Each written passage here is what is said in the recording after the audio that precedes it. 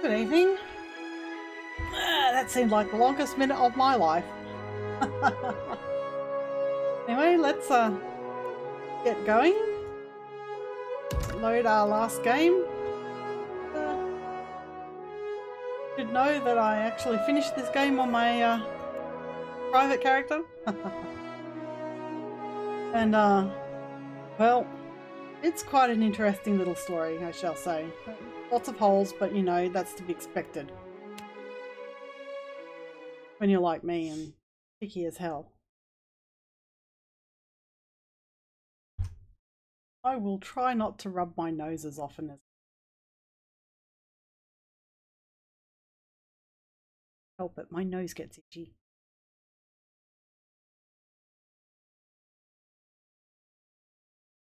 So I was also playing Elder Scrolls Online today, and I'm planning to stream it, but I have a few doubts about it because what I found was that it doesn't play nice having other things in the background. So I'll have to see what I can mitigate the problems of running Chrome in the background, considering my love of millions of tabs. Well, that's an exaggeration, but you know what I mean. Okay. So here we are. Last time we left us, we were looking for Oderisi to find out what had become of him, and we had fought our way through this arena, the arena sublevel, and we're about here. So next thing is to get all the stuff out of these ashy corpses. Consider it done. Kind of seems a little bit not so nice to do that. Alright, reminding myself what my character is. She's a swashbuckler. Alright, so up we go. How do you like that? That's how it's done. Oderisi was searching through the ruins of an Engwithan arena, so it would seem, looking for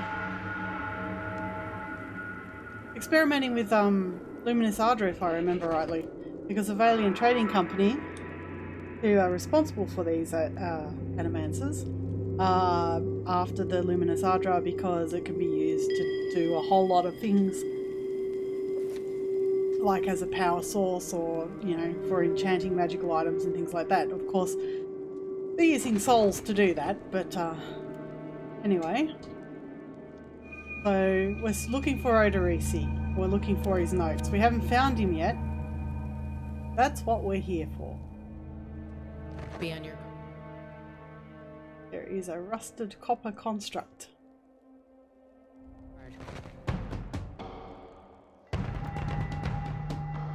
So we'll send our party in. She's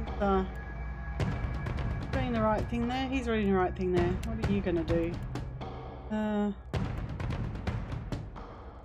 Okay, I'll just cast that on Melandra. He's casting his field, so they're doing the right thing at the moment. And she's going to try and knock this guy over, and he's going to try and knock that guy over. So not much I have to do for them. Yeah. That looks like it hurts. And stay down, they say.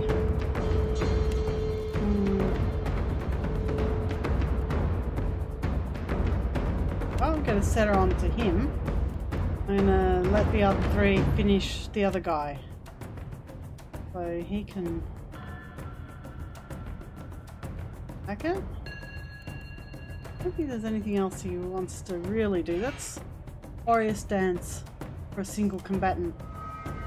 Let's stick him in this cleaving stance.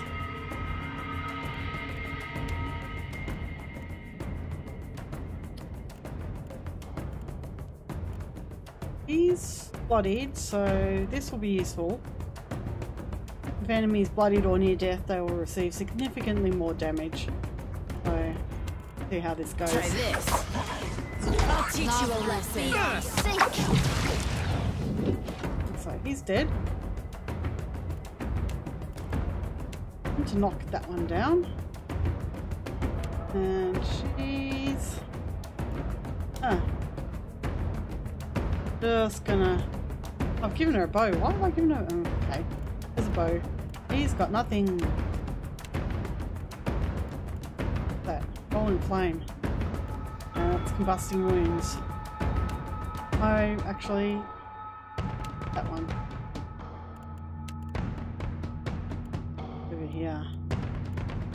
That's an escape thing. She doesn't want to escape at this point. Show him how it's done.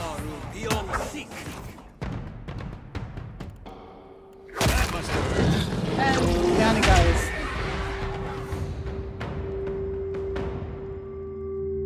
So, Give me a challenge. don't really have much on them. Hitting tab will reveal things that can be looted. Or storage, yeah.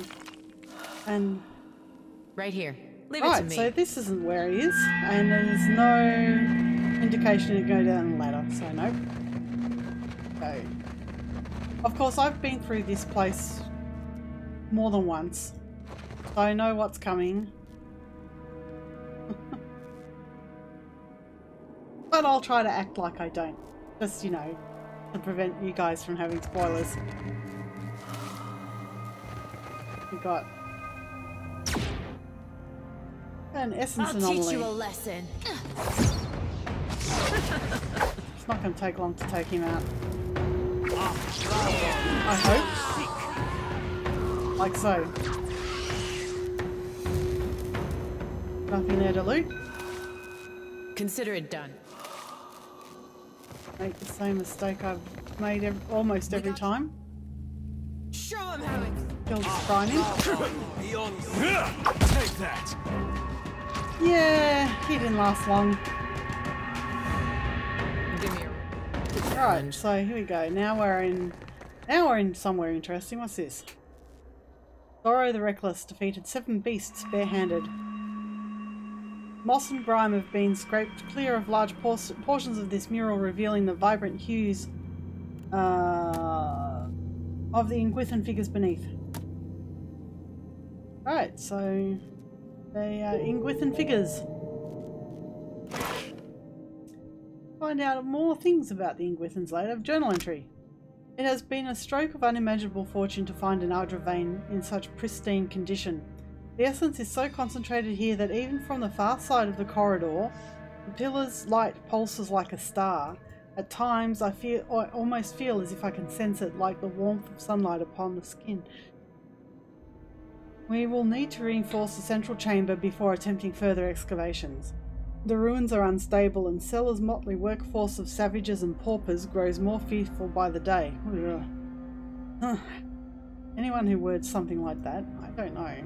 With the assistance of a single watcher, we could trace the essence in the primary vein and isolate those deposits worthy of extraction. I've petitioned Director Castol in Nekataka for such a resource, but I am continually rebuffed. It is unthinkable that the Valiant Trading Company cannot isolate within its vast borders of its considerable influence a single suitable candidate. I must assume that the wretched Elette woman is hoarding them for her fanciful experiments. Transportation, as if we have the time to spend on such frivolities. Okay. We'll meet Elette in Nekataka when we get there. Go take everything. And just, you know, rummage through these. And,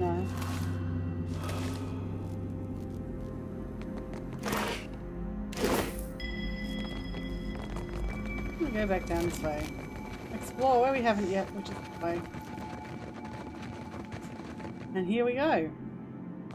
That's Oderisi. Yes, it is, isn't it? What?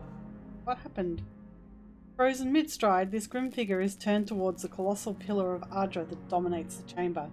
The ashen corpse's outstretched hand rests upon the crystal's dulled surface. Clutched tight in the remnants of her fist is a bundle of papers bound together by a leather cord. Several more pages are scattered on the ground at your feet.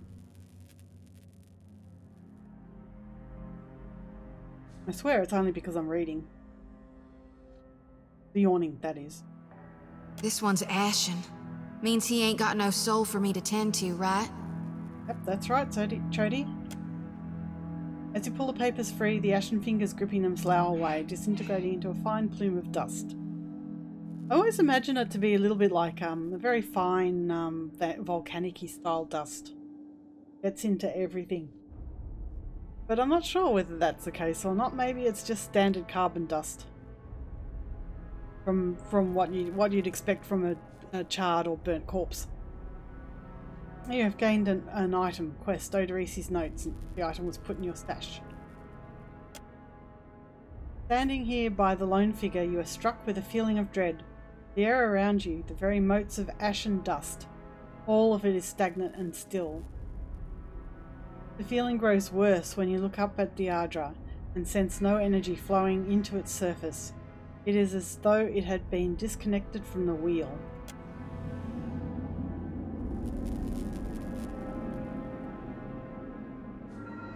You place your hand against the pillar of luminous Audra. A dim, warm light emanates from the surface, but it feels cool to the touch. Pinpricks dance along your fingers, uncomfortable but not painful. A woman's voice, scratchy, distant, and halting, echoes in your mind. Find your soul. in him. Sounds like Barath to me. You concentrate, peering into the Audra's energy as you would peer into a soul. Its inner light is blinding, but as you become accustomed to it, you perceive the core of the Audra itself, a churning mass of millions of soul fragments. With a jolt, the energy reaches out to you.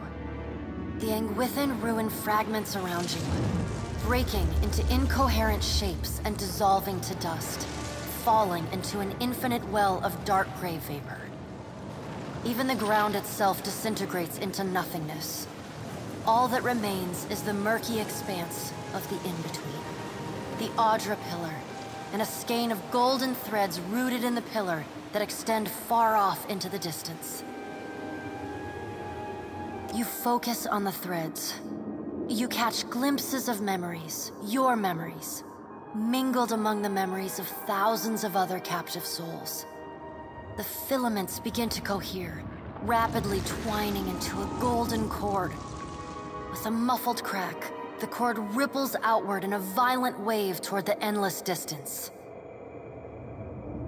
The cord undulates over a space so vast that you lose sight of the wave before it finds its end. Then, a heavy creaking, like the sound of mountains shearing under their own weight, washes through the dull gloom of the in-between. A violent force yanks you along the cord at an incredible speed. The murk of the in-between warps erratically, as though you are observing it through an ill-ground lens. Just as quickly as you were pulled forward, you stop, suspended below a massive figure of ancient carved Audra. Like all Audra, it glimmers with energy, but the souls and memories within it are not flowing down. They churn in a vortex that burns at the heart of the statue's mass in some invisible engine. It is Aethys. The great golden cord terminates in his back, sending pulses of energy throughout his limbs as they move. He walks in long, slow strides toward a brilliant pillar of Audra far in the distance. It shines even more brightly in the in-between than Aethys. Oh, that must be one big pillar. From within the teeming throng of souls, dozens of eyes look out to you. Through the cord, their collective anguish and despair push at the edge of your mind. Help us! Please! Help us! Their voices echo in your mind. Somewhere within their ranks, you can feel the presence of your own soul, slumbering deeper in the gyre. I need to reach out for the lost souls because, you know, I'm a good person.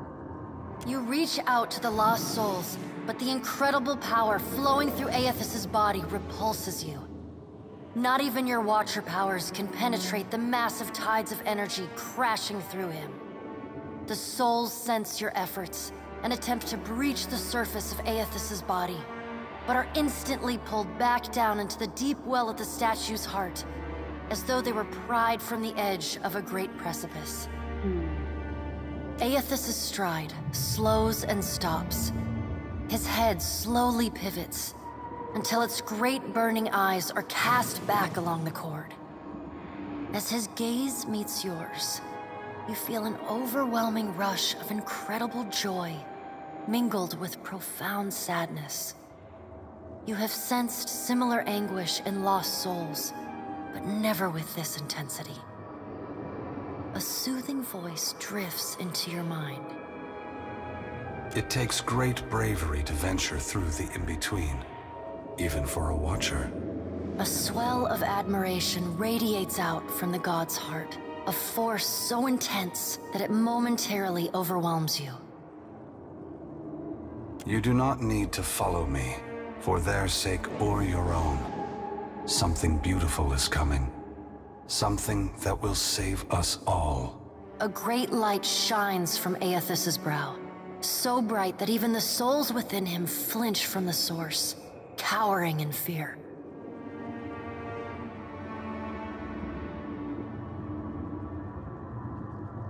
the glare, you see Aethys's massive arm reach up to grasp the golden cord. The tether carrying energy from the Adra pillar to him that also suspends your consciousness. Wait! Time cannot stop for any of us, Watcher. Even me. Aethys yanks on the golden cord, pulling it from his back. The cord tears into filaments that blacken and dissolve to dust. Without pause, he turns to resume his stride toward the distant pillar of Adra, shining on the boundless horizon.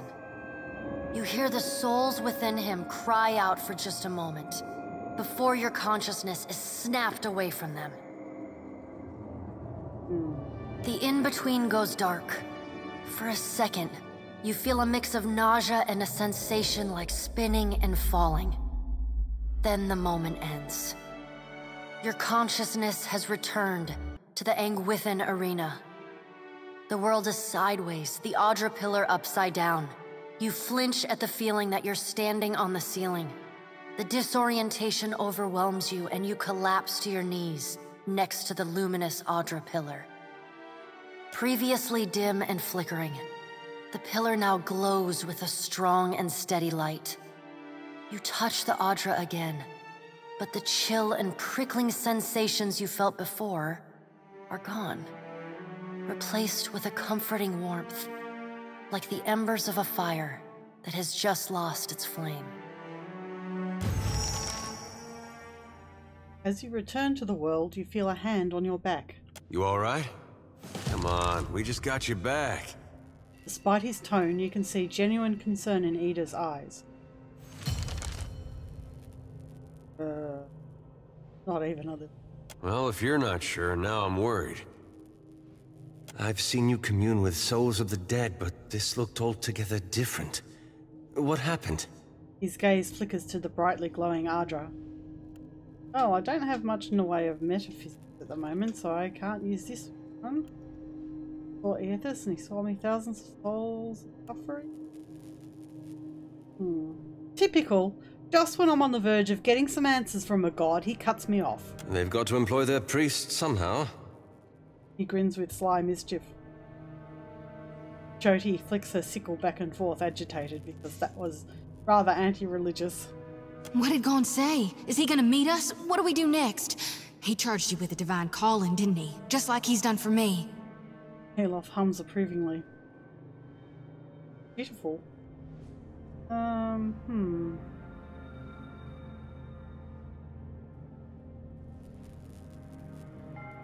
I guess this is why I'm captain. He's moving towards luminous Adra. How hard can it be to find in a chain of thousands of islands? I wonder what he's after, and why he's been giving me these dreams. The things I've seen, they leave a mark on your soul. She rubs her arms, despite the balmy air. I may not know what Gon's got planned for me, but clearly he wanted me to meet you. Alof tenses his fingers and smiles because it's dutiful. He's being dutiful. Yeah. I got this. Nope. That's all left of him. Oderisi and his notes. Now, that should be a quest item. Doesn't actually say anything. Oderisi's notes acquired from his corpse are a dense collection of jargon and diagrams. They allude to mechanical and chemical processes used to treat Adra while it is refined into powder. These notes would doubtless be of interest to those working directly with luminous Adra. Rinko's coin purse, what? I've actually finished that quest, or... Oh, I forgot to go to Rinko. And I forgot to go back to Thorol. Oh well, guess I'm going to do that when I get back. Right, so... Yeah? Now we can just leave, because there's not much else, there's nothing else here. I got this.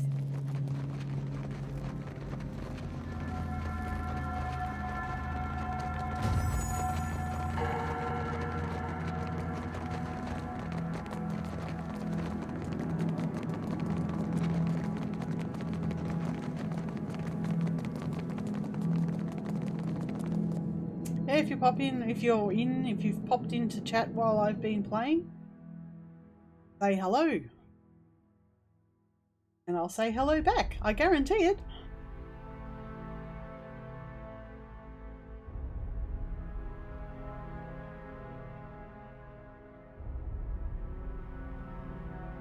Always happy to talk to people in chat. Oh, we're being confronted. As the souls move past you, some turn their heads in your direction, but most seem fixated below you on the Ardra pillar beneath your feet. A few nod their heads in thanks or raise a hand to acknowledge your presence. What do you see that I can't, Watcher? Souls, dozens of them, maybe hundreds. They're all going to the Ardra pillar. All of them? Really? She strokes the cage of her lantern, appearing lost in thought. A small group of souls has started to cluster around you. One of them is standing a bit closer than the others and gestures for your attention. Watcher, we'd like to come with you.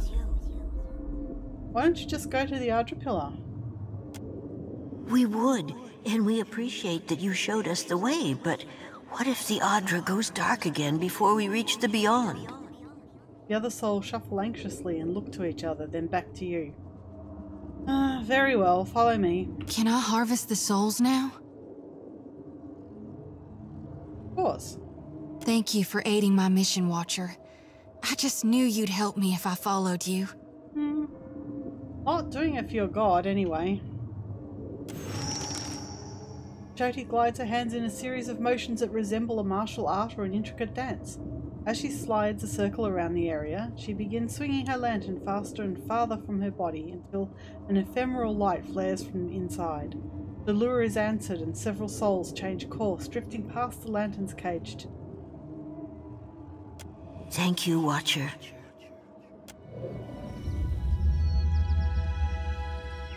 Okie dokie. Oh, looks like Alos gone up a level. Give him some Arcana and some Metaphysics. We get to choose a spell. Like a second level spell. We can... Bloodless.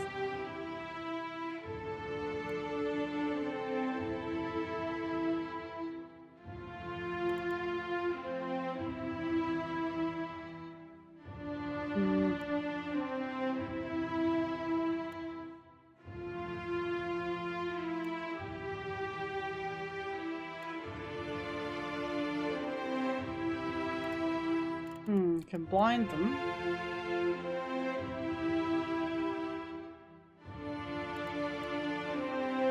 Don't really like that much. Got that in the spell book.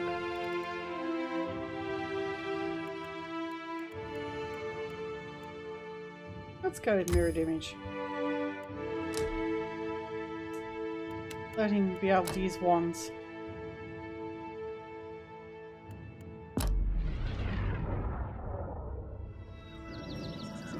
So the one thing about this game is that I didn't have as many of Barath's blessings. So my stats are not where I'm used to them being in my later games. Anyway, let's talk to... oh, that's a grouchy Animancer. What a mess. Yes, it is quite a mess, really. There she is. We will remain here to see to our dead. Alright. Well, we're done here. So that's only one more thing to do, and that's go back and finish the quests. Oh. Finish the quests.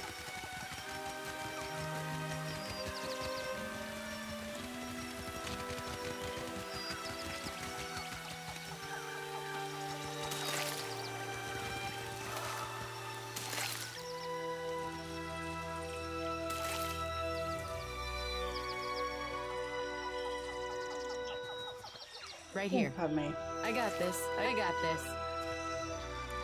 Watch and learn.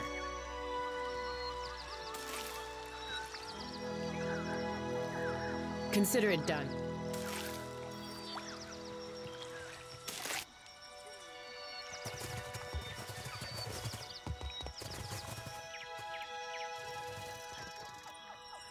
Hey.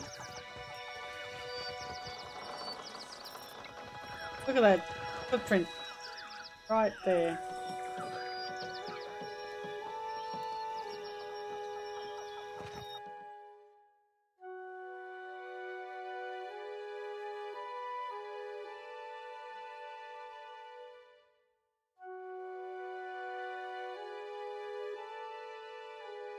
And we wait for it to load because loading takes so much time.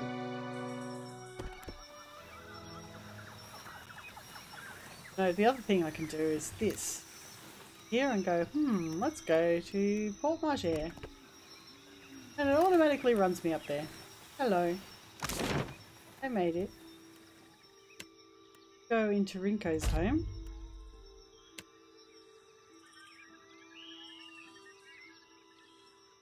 I didn't actually finish that quest for some reason.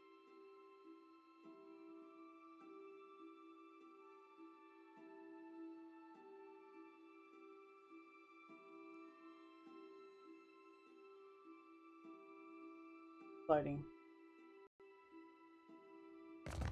Go talk to Rinko. He really should turn himself in, but that's not, it's actually one of the more cruel options. Most days I'd fire up the kettle for you or something. Sorry. I spoke to Moheka. She claims that she won fairly and you insulted her. A surprise! The brute speaks! And you have survived the conversation in one piece. Merla. Perhaps my tongue was loosened by drink. What of it? Is any man who insults the savage's pride due a beating?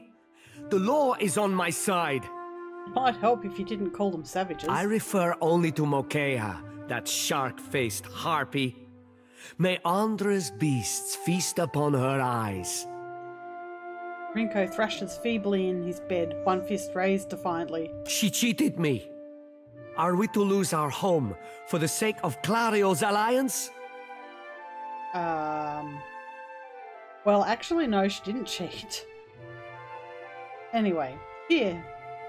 Mokeha apologized and returned your money. She what? He eyes the coin purse in his hand, then angles a one-eyed glower up at you. You have lost an item, Rinko's coin purse. Damn, I could have taken his money. Oh well. Let her apologize to my face, the shark spawn. Merla. What good is an apology? Does it fix my ear? Well, as I said before, maybe if you'd taken the earrings out first. Enough then. I am forgiving. You have what I asked for. I promised you a share of the coin. We leave it at that. And I get mine a positive reputation with Port Marger. You've gained 1,000 copper. You have saved my family, Mika. I say it plain. Agrasima. Mika, of course, his friend, and Agrasima is a gratitude. Thank you. His head drops back onto the pillow and he raises an arm in a weak gesture of farewell. Right, I could rub him blind, but yeah, no, I don't think I'm gonna do that.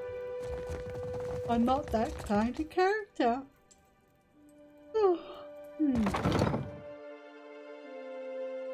I'm not really sleepy, I just... Sorry.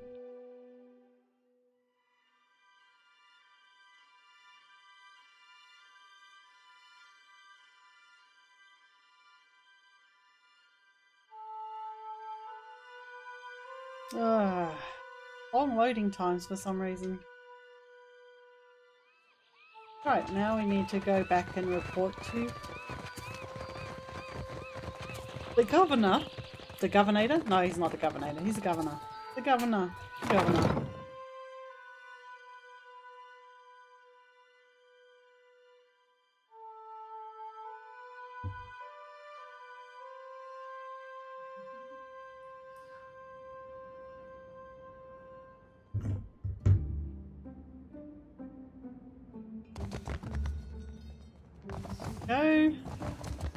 Go finish this off. And he'll see to it that our ship is repaired so we can move on to Nekataka. What can I do for you? I have information for you about the dig site. At last, Belfetto, tell me, please, what has happened? How much have we lost? I must know.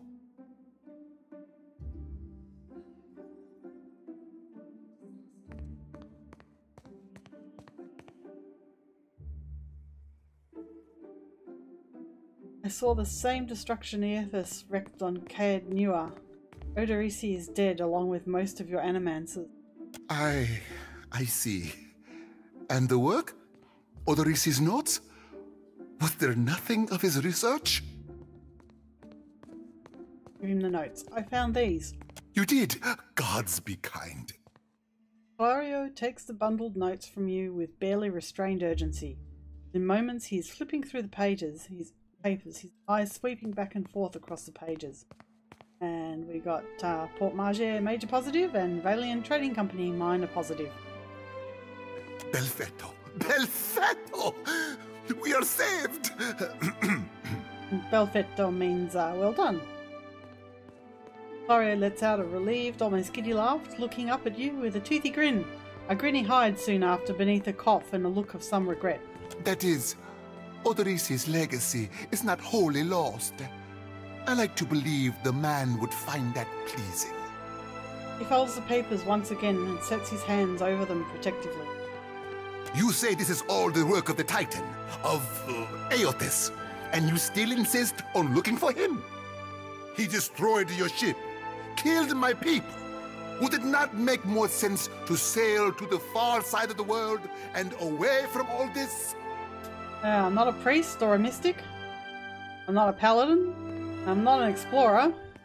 And I don't really I'm judging him on his actions. I'm not expecting him to be gentle. So I don't have a choice. It is a strange obligation you are under. I understand a little of that. Lucky for you. If I were a more sensible man, I would take this for fable and turn you away. Clario, I need your help. Eothas is looking for Adra pillars like the one in the arena. It would explain why the giant went for the dig site, rather than attack us in the town, wouldn't it? Clario sets a hand to his stomach. With the other he pulls a handkerchief from his pocket to mop at his brow. Merla. He will ravage every outpost in the Deadfire. That Adra is why we are here, why everyone is here in truth. The Valiant Trading Company, the Royal Deadfire Company, countless mercenaries. You'll want to go to Nekataka. Queen Onekaza II rules there at the Kahanga Palace. Anyone seeking to do business in the Deadfire Archipelago must negotiate with her first. The Queen knows every Adra vein of worth in the Deadfire. I'm certain she can help you. That is, if she agrees to see you at all. Who are the Kahanga? The most powerful tribe in the region, now that Onekaza II has united a host of them under her rule. Ikawa would disagree, but then Ikawa contents herself with a spit of land and a handful of followers. And that's where I'm going next. And for that, you need your sheep. I'll arrange it with Ikawa. Between the two of us, I'm certain we can gather the workers we need. Head down to the beach once you are ready to depart. Thank you for the help. Bompiaco.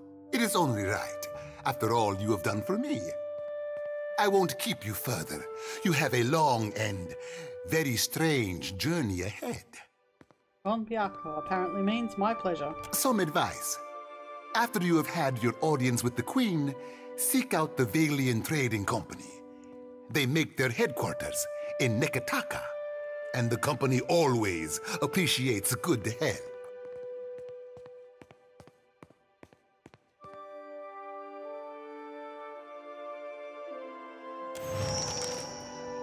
Okay, so off to the beach with us. Actually, no, not off to the beach. Off to the Kraken's Eye. Because we have that quest to turn in there too. Run, run, run. Fresh Everybody fish! Race you to the coral. No contest. What? Just because you have webbed fingers and I can't swim? You are a strange man. Run. Yes, very strange. I got this. I got... Red Serens, Adherents, the Dirwooden. What next? A giant right out of the living lands? Don't joke. Who knows what that thing was? I'm going to remind myself of my background. I'm Adiran. I'm a hunter.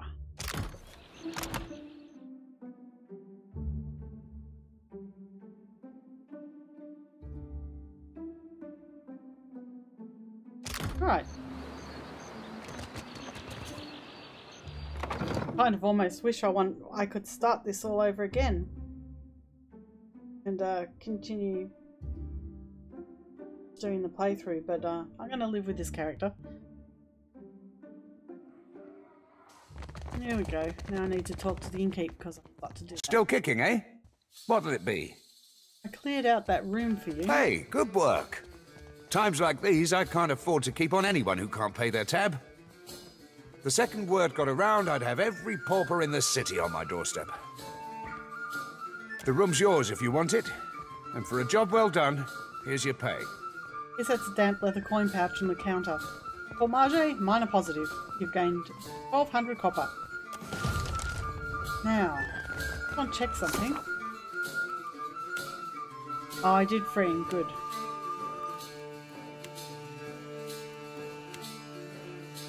Right, so I have to go back to the beach, and then the next stop is Nekataka. Maybe. Okay, let's just go down here because it's quicker and closer.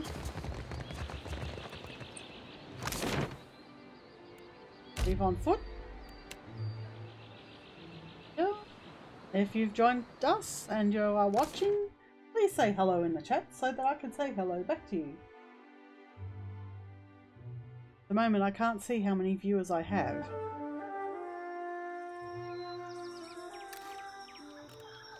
Glorious rest. Let's go.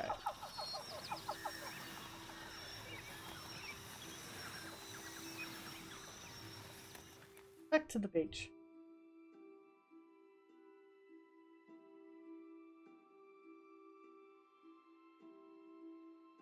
With its golden sands and its lost spirits. And ragtag crew of the Defiant. Good, you are here. Clario has made good on his promise. We are making ready to free your ship. Ikawa gestures towards your vessel, where a motley crew of Juana and Valian workers race to. I say still that you are fortunate. The ship was nearly lost, but it will float. For how long, I cannot say.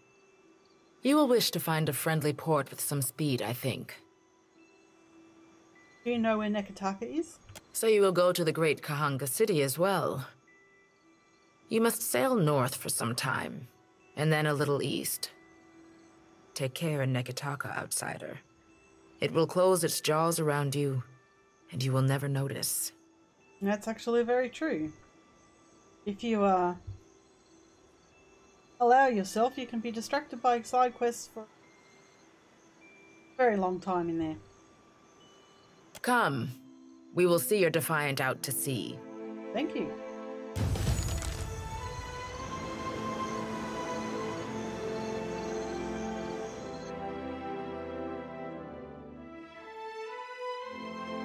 And now we enter into the next bit of this game.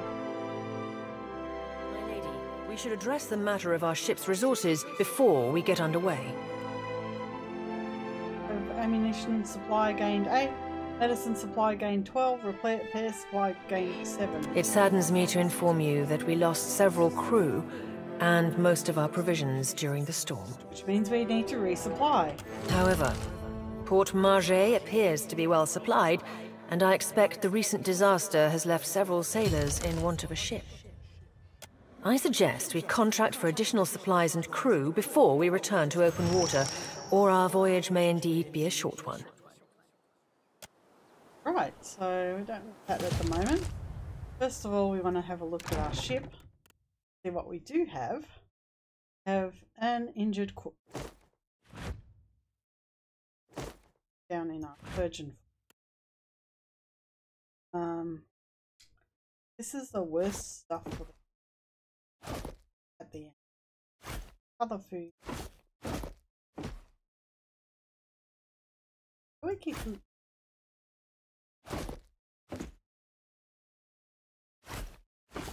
Also the worst stuff for them to drink because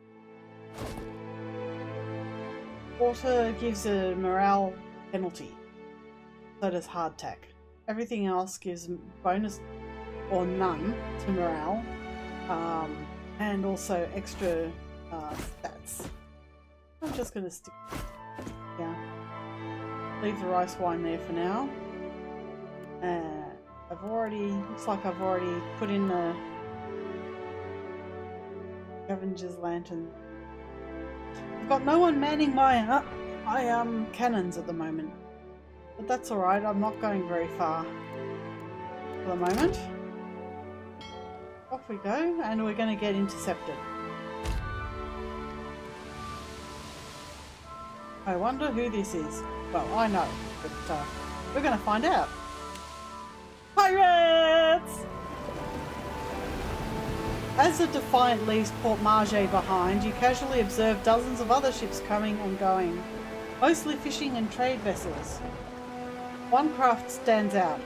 An imposing dhow, replete with cannons, crests into view across the Defiant's starboard bow. The flag raised high atop its sail signifies a wish to parley. However, the dhow approaches at an aggressive speed, suggesting that it may not be easily turned away. Well, I'm actually not going to do anything. Actually, no, I'm going to face them head on. You spin the ship's wheel counterclockwise. The ship swings round quickly, disturbing a gull resting on the foremast. The bird voids a white splotch on the deck as a sign of its disapproval. You even out the wheel and bear straight towards the dhow. The distance closes quickly, and soon the massive dhow's hull rolls on the waves beside your ship. Boarding planks emerge and are quickly cast onto your ship, along with shouts from its crew notifying you that their captain will be boarding. Several well-armed men cross the planks, their eyes watching every inch of your ship. The crowd parts open to make way for the captain, a tall, well-dressed man. He peers at you with one impeccably groomed eyebrow raised. Following behind the captain, and in stark contrast, strides an unkempt Orlan. A pair of pistol grips protrude from his belt, and he casually twirls a stocky firearm around his index finger. His shaggy face, framed by long cobalt blue hair and wildly braided cerulean beard, makes the crooked smirk he directs at you seem almost sinister. Oh, I wonder what this could be.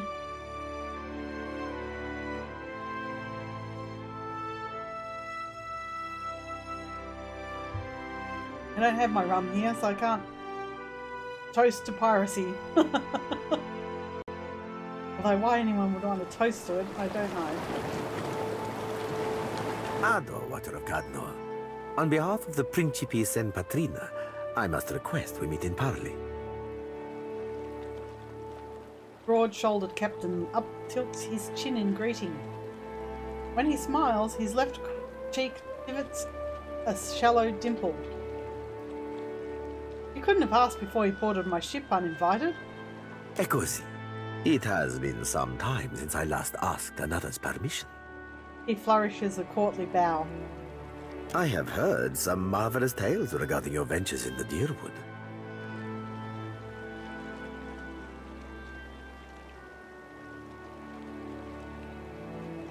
In fact, you are the first dragon slayer I have ever met, outside of a grave. In the first game, one of the things you can do is kill a dragon, and that's why I'm being addressed as a dragon slayer here. Because my character in the first game supposedly killed a dragon, although this character never went through the first game. Anyway. Some fools would seek to make a fortune by pilfering from one such as you. Really? I take it he is not one of those fools. Perhaps we should listen. Eloth crosses his arms, cautious but curious. Under the captain's words, you hear a faint but insistent buzzing. It blooms, overwhelming Ferrante's voice, drowning out all else around you. No one else seems to notice. A vision. Thunder cracks between your ears and you glimpse a different sun-shod sea behind your eyes. I'm gonna let the visions come. The vicious streak across your mind's eye, fleeting and incoherent. An elf, dark-haired and battle-scarred, stepping across the gulf between vessels. She shakes Ferrante's hand, and warmth spills through you. Excitement, pride, respect. Imagery melts like candle wax into a lamp-lit galley swamped with the scent of unwatered rum and sweet fruit, with sailors and their songs and sweat. The scene billows away, ice-cold and clawing, replaced with the crew on deck, solemn and staring as Ferrante grasps one of their own by the throat. No, not one of their own, no more. You don't steal from family and stay family. Here's a mucus mar the man's features as Ferrante reads the man his last rites. Thief or no, they'll consign him to Ondra as tradition dictates. The vision passes, leaving you blinking on the deck of the Defiant, looking into Ferrante's face. He raises an eyebrow. I believe you have met such a fool. Captain Benweth of the Drake. I remember the Drake. Gelarde. Then that should make this easy.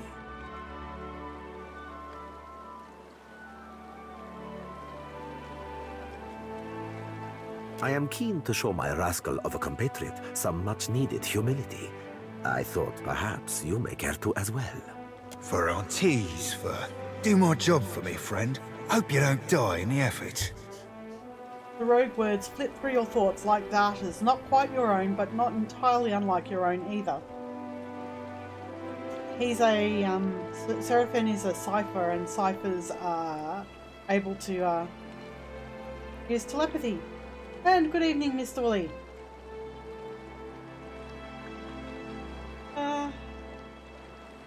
Where might I find Captain Benwith? Say I wanted to teach him a lesson. Benweth's Drake took damage during the storm. Eventually he will need to dock for repairs, and when he does, Serafen can find him for you. Ferrante flourishes a hand towards the Orlan at his side, obviously. He is rather an unrefined creature, but he is a most skilled ship hunter, I assure you. Unrefined? Begging your pardon, Captain, but I'd be the fucking model of the Gentleman of Fortune. The Orlan scoffs. As for Benwith, that sucker of squid tits be as predictable as the tide. I'd wager all my furriest bits that he'd set sail for Deadlight. That would be felicitous indeed, as I believe the traitor Remaro hides there as well.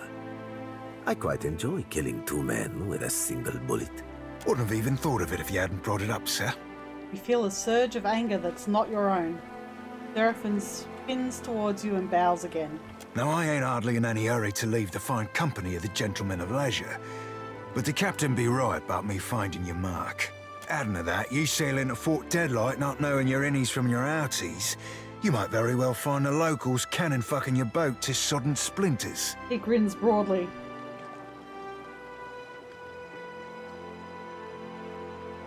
What can you do for me?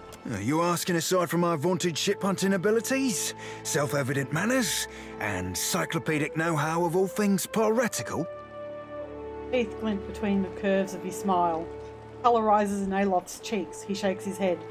He doesn't like people big noting themselves.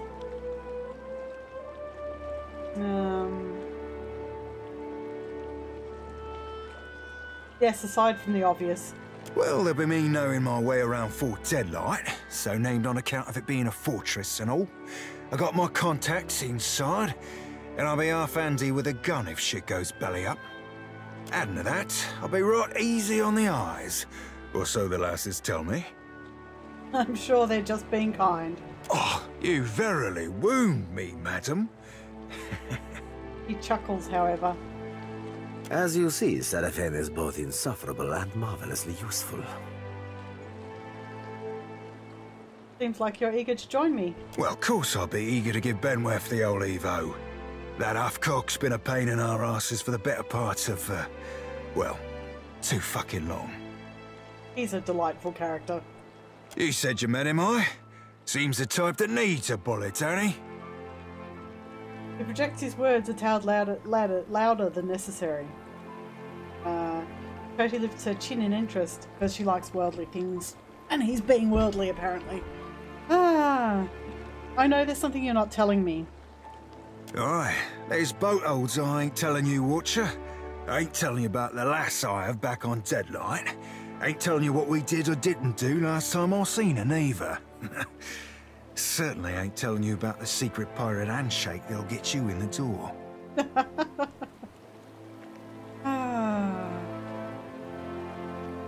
And well, that's typical of Satai. Ferrante shakes his head, but his smile widens into a sincere grin. Welcome aboard, Serafen. Oh, you won't be regretting this, Watcher. At least so long as you keep us heavy in grog and light on the onions. Them dirty shit apples ain't never agreed with me, and I'll be suspecting they never will. He pats his belly as he strides to your side. He's not sleeping near my berth, I promise you that much. I sail now for Dunwich, my own safe port. I will await you there, should you be successful in schooling our wayward captain. So I'm going to leave him as a cipher.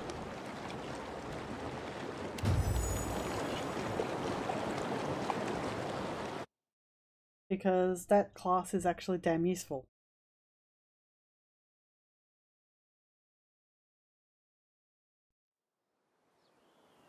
So now we come around, finish our sail to Port Margay. Oh, that's very, very sweet of Satai. So we're going to be supplying ourselves. First of all, we want to hire some crew. These guys you can hire for nothing, although they do cost you per day. So I'll hire them all. Main character, recruit crew members, and then we have a look and see that we are running low on everything. So let's see how much I can afford. Yeah, that'll do.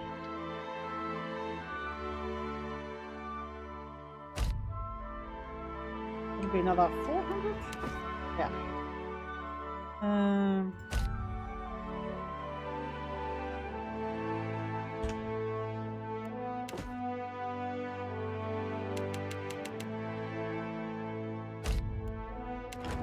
I'm gonna buy another 2 cannons too. There we go. We have a look at our ship. And we move everything to where it should be. I only need 1 more cannon.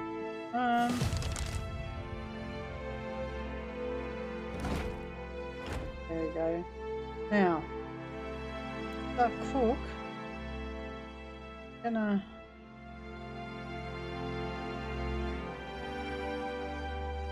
He's our surgeon. Take her to there. The cannoneer.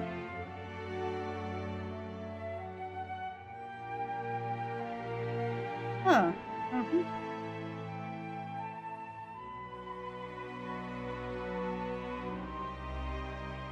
Leave him there.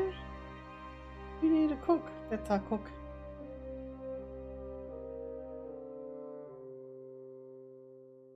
Nope.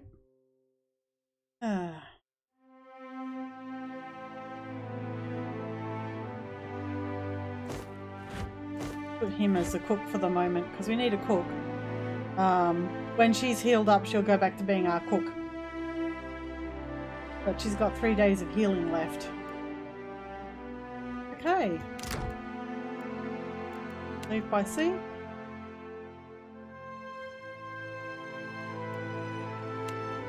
Oh, I don't need to do that. Alright, so we've basically got two choices here. We can either go straight up to Nekataka, which is over here. Oh god. Sorry. Nekataka, which is over here. Or we can go to Fort Deadlight. I'm gonna head over Fort Deadlight way. I am actually looking for a pirate ship. Oh! Show you this. I can go talk to people on the ship. Or at sea.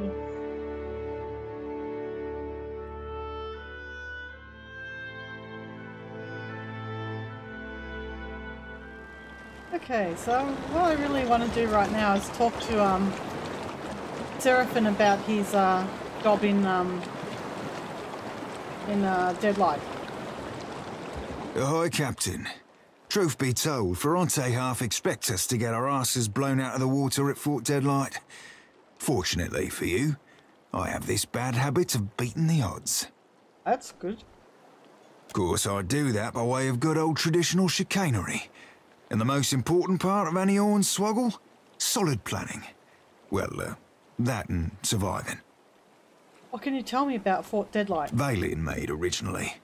Piled them stones up a few centuries back, but gave it up when the fishmen wouldn't leave them be. Hard to defend against wilder crawling up out of your crappers. Yeah, that's pretty hard to defend against. Captain Aldiz claimed it a few years back. Fucking filthy from bow to stern, and she had her lads and lasses cleaning fish shit out of the floorboards for months. A couple of them thought it might be better sailing elsewhere and left in the night. Aldiz tracked them down quick as you like, took their heads, and fixed them into little lanterns for the front gate. Called them Fort Deadlight's Deadlights. His nose twitches. They say she ain't had a deserter since. Tad cruel for my taste. But I admit to admiring the wordplay. Do you know anything about the fort's defences? Funny thing about it being a fort means it ain't a boat. Means it don't have to worry about the way the cannons are storing honking big balls. Guns they got crowning that castle put a hole in your poop deck before you've sighted land. He sighs and scuffs his boot against the floor. Fort itself be floor to ceiling rum-sodden fools, so that be going for us. But Aldiz keeps the crew on the walls sharp and sober. A good idea. One blast of their horns and Deadlight's locked up tight as an endearing mugger night. We'll stay that way too, till any unfamiliar ships have been shot to shit and shot again. What do you know of Aldous? She's sharp as shit, that one. Tongue, mind, and ears alike. Sailed out of Deerwood or Adir one. Knows her knots, and how to crew a ship that won't turn sour. Her words ring out among the Principe, more than you'd think for new blood. Part of that's her fierce support of freedom, from slavers, from the empires, from the Juana's caste system even. That can only be a good thing. Juana's caste system sucks. The rest a lenient hand. Step out of line and Ferrante's got your old crew up for lashes. Aldiz, though, she's, let's say there's a reason she attracts limp-cocked nut-twists like Benwith. Can't say I much approve of a lack of regard for our traditions, but, can't say I don't share her vexations with Ferrante and the old garden either. He runs a third paw over his braided beard. Why are you frustrated with the old guard? Shit, Captain. Buy a lad a drink before you go rooting through his unmentionables. He smiles, though, thumbs hooked in his belt. Let's leave it enough for now to say I think there be a course to be charted betwixt anarchy and tyranny. You mentioned you have contacts at the fort. Can we rely on their help? I did say contacts, didn't I? Serafen rubs the back of his head as he takes a sudden, studious interest in his boots. Contact would be more accurate, in the singular. A lass by the name of Siri. Been running the same circles for years, doldrums and fair winds. We're never family, but never on the wrong ends of arms, neither. Might have shaken the sheets a few months back. Regardless of how she feels about me, there's no love lost betwixt her and Benwith, that's for damn certain. Your contact is some random lover of yours? Ugh, random? What do you take me for, Captain? More useful than you look. Oh, mighty kind of you, Captain, given how useful I look. Serafen winks, his thumbs in his belt, still, as they were there before. Do you have a plan in mind to get us into the fort? Oh, you be asking me for a plan. Frankly, I were curious to witness how the famed Watcher of Cad Nua would penetrate the impenetrable. But since you asked, just give me a tick. Serafen pauses to think. He strokes one of his beard braids. Vast. I might have pulled a plan out of this hairy blue ass after all. Way I see it, we have an option or two ranging from the wildly dangerous to the fantastically suicidal. So tell you me, Cap, what be your preferred approach to problems unapproachable?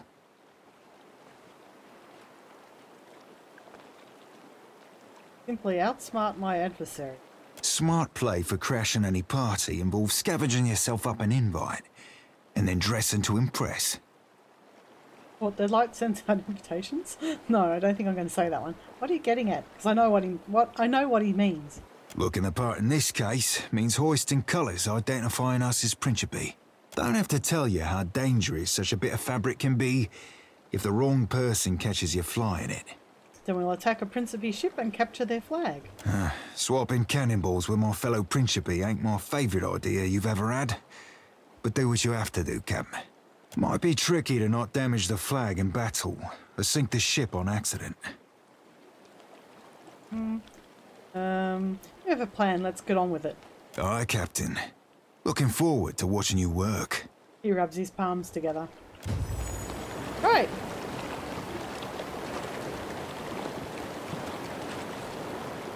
I'll put myself up a level while I'm here and able to do that. Let me give her a point in Arcana, make sure she has a point in everything. But on this side, we give her points in Metaphysics. I really don't like that hat. I have to change it.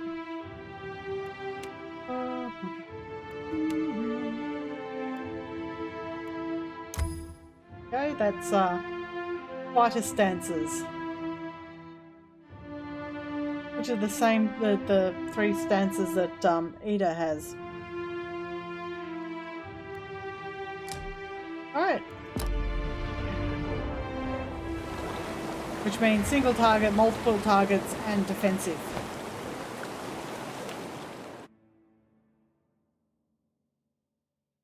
But now I've got to find a Principe ship to attack. Or have one attack me. Like so.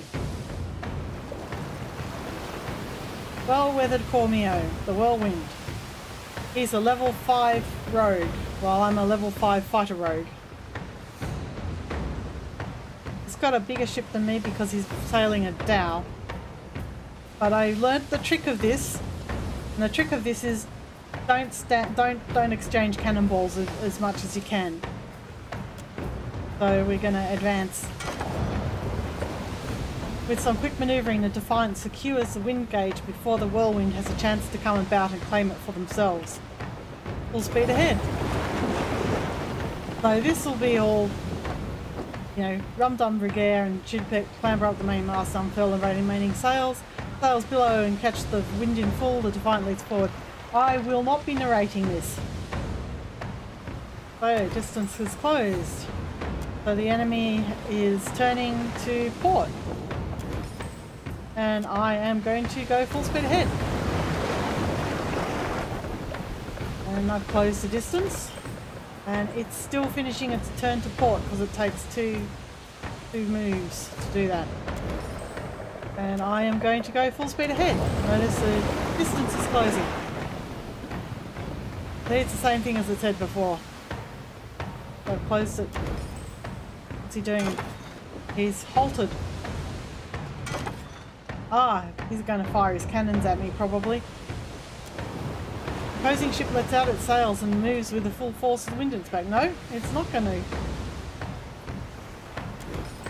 Alright, so I'm going to go full speed ahead. And close the distance. And they are going to stop again. And I am going to go full speed ahead. And they are going to go full speed ahead. And I'm going to go full speed ahead.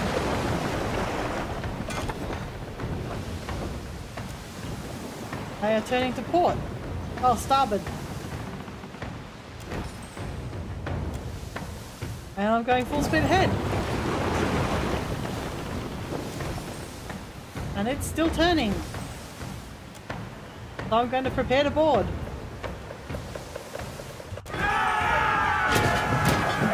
And this is how you fight ships in this game. You go into hand-to-hand combat.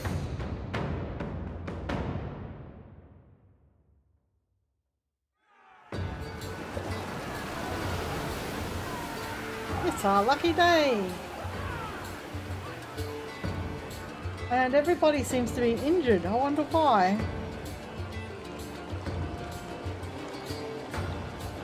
Hey.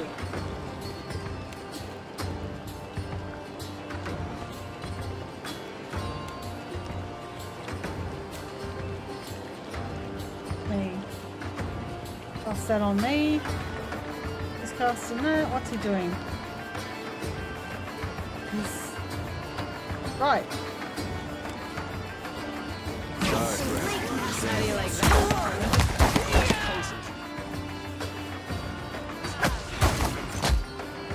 What are you doing?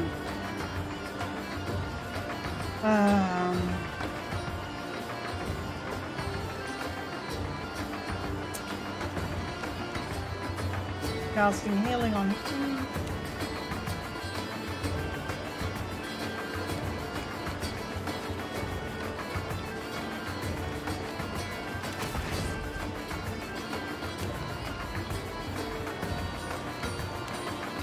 Over.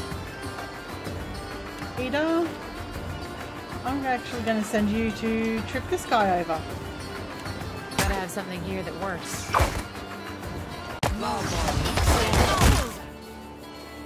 Alright.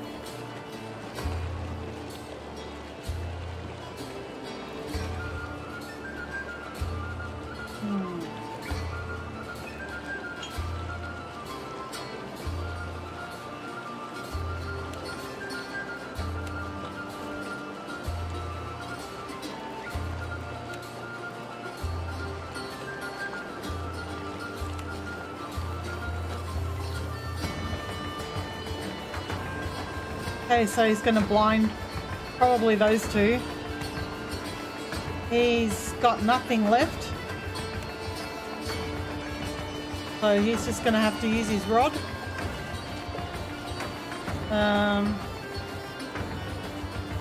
Got a heal. And use on me.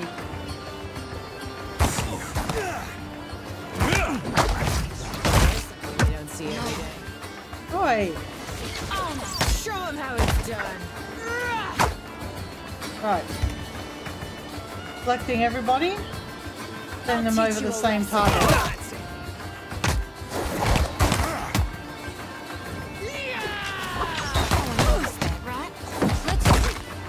Whirlwind. Reap the whirlwind. That's funny. Considering the name of the ship is a whirlwind. I'll teach you. That's how it's done. Right, so the crew gained 10 morale, earned 550 experience, gained 1 sailor experience, and I gained a rank. So I've got some coins here, but I'm going to share it with the crew to improve their morale. And I have his Triumph, which will get hung up on my ship, and Principe colours, which I can then use to sail into Deadfire. And it's, hey, yay, let's take everything. Alright, so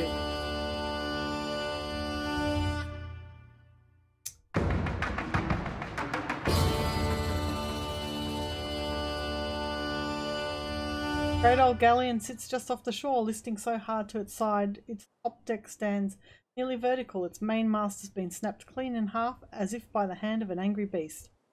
Look. Take some time to explore, and in 4 hours find nothing. In 3 hours find nothing. In 4 hours find medicine supply of 14.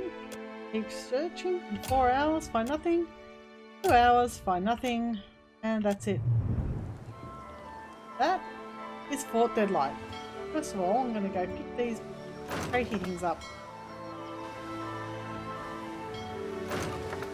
Alright, so...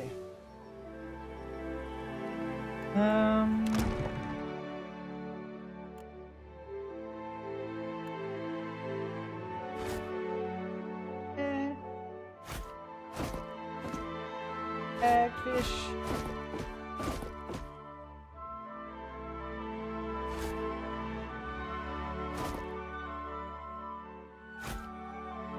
Right.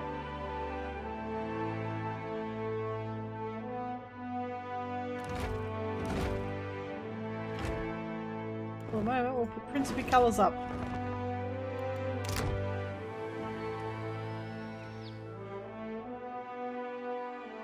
Through the distant haze of sea mist and rocky shadows, Fort Deadlight rises over the horizon.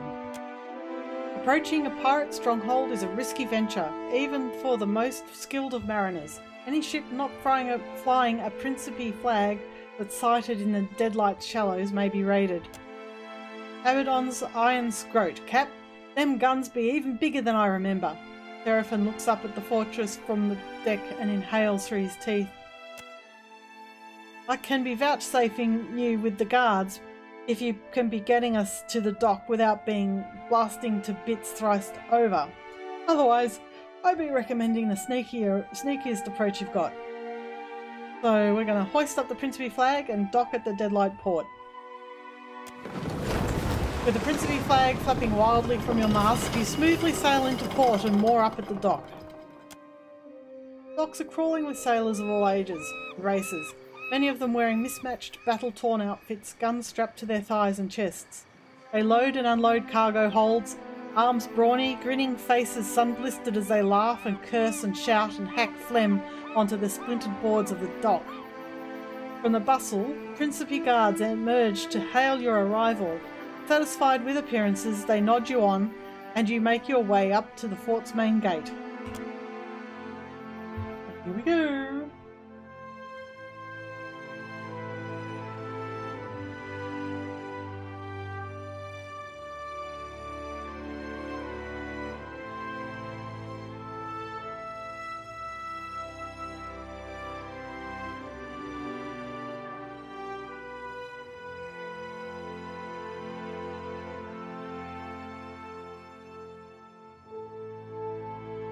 This takes too long. Casual, Cap. No more casual.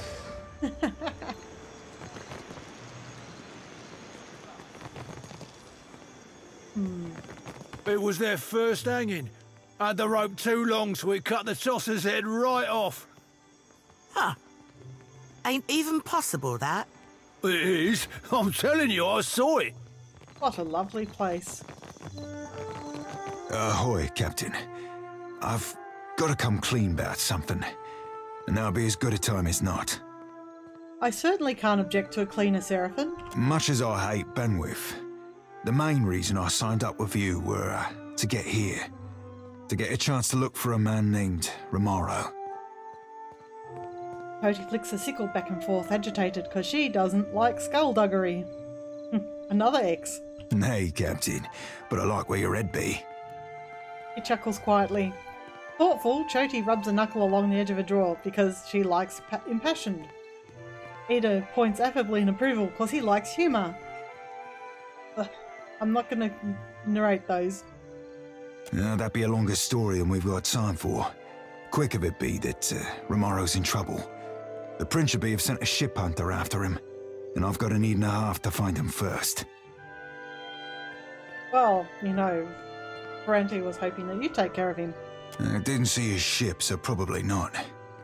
But mayhaps we could keep a weather eye open for clues to his whereabouts. Why didn't you tell me about Romaro before? Serafen's head falls and he scratches a scar on the side of his nose. Apologies, Captain, for not being more forthcoming. Romaro be like family to me, and I didn't know you from a bilge pump. Actually, I've known a bilge pump or two. You have nothing to apologise for. Family is important. We'll find Romaro together. Thanks, Captain. I appreciate it, truly. He beams, clasping a closed fist to his breast. Think this'll break me? Ha! It won't. Spit on me, and I'll make you regret it. One day, surely. Why are you being punished? Those hagfish. Benweth's crew lashed me up to be, and I quote, a deterrent to insubordination. It's shark shit. All I did was filch one of their horns and blast it to start lung with. I wanted to see her get all worked up. Benweth's crew uses horn blasts for an alarm. Well, sure. But shouldn't you know this, on account of you being a captain? Tilts her head back, gazing suspiciously at you from beneath her lashes. Of course I'm a pirate! Matey. Uh-huh. I'll cut you loose. Not that I ain't grateful, but if Ben's crew spots me about, they'll be taking more than my pride next. Well, there's that, but then you can also just not get caught again. Suppose I'll do my best. He flicks you a sly smile in parting. Oh, I can level everyone up. Well, everyone except Serafen and myself, because I did it before. Alright, give him some Arcana, give him some more Metaphysics, and going to take Lunaletter's Bounding Missiles. And I'm going to give him Combat Focus, which means he gets concentration at the start of combat. When you have concentration, you're less likely to be interrupted if you're hit or damaged while casting a spell. Or taking an action. Right, so we're all level 5. Except for Serafen, who I think is level 4. 30. Give you some Arcana. And I'll give you a point in Metaphysics. This is an area of effect heal. And I'll give her the Combat Focus as well. Useful for a spellcaster. And Ida. Let's give him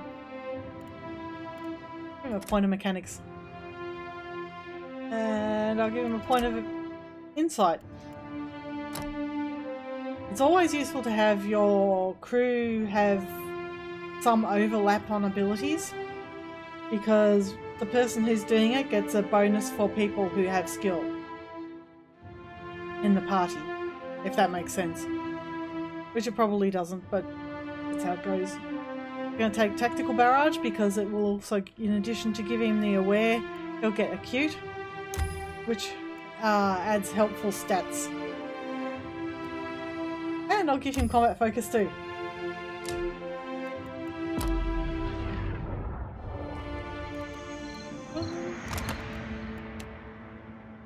Oh no, he's level 5. Level 5, level 5. 5. 5. 5. Harvester or Gone?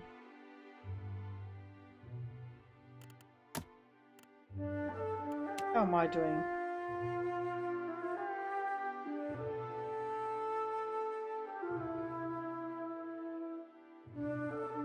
I'm clever and benevolent, mostly. Hey. Been slower than 2 slugs swimming since Aldi's put the lid on it. Winds will be changing soon enough. Benwith can't resist throwing another bash for long. Remember what this is. Come, we've plenty to share.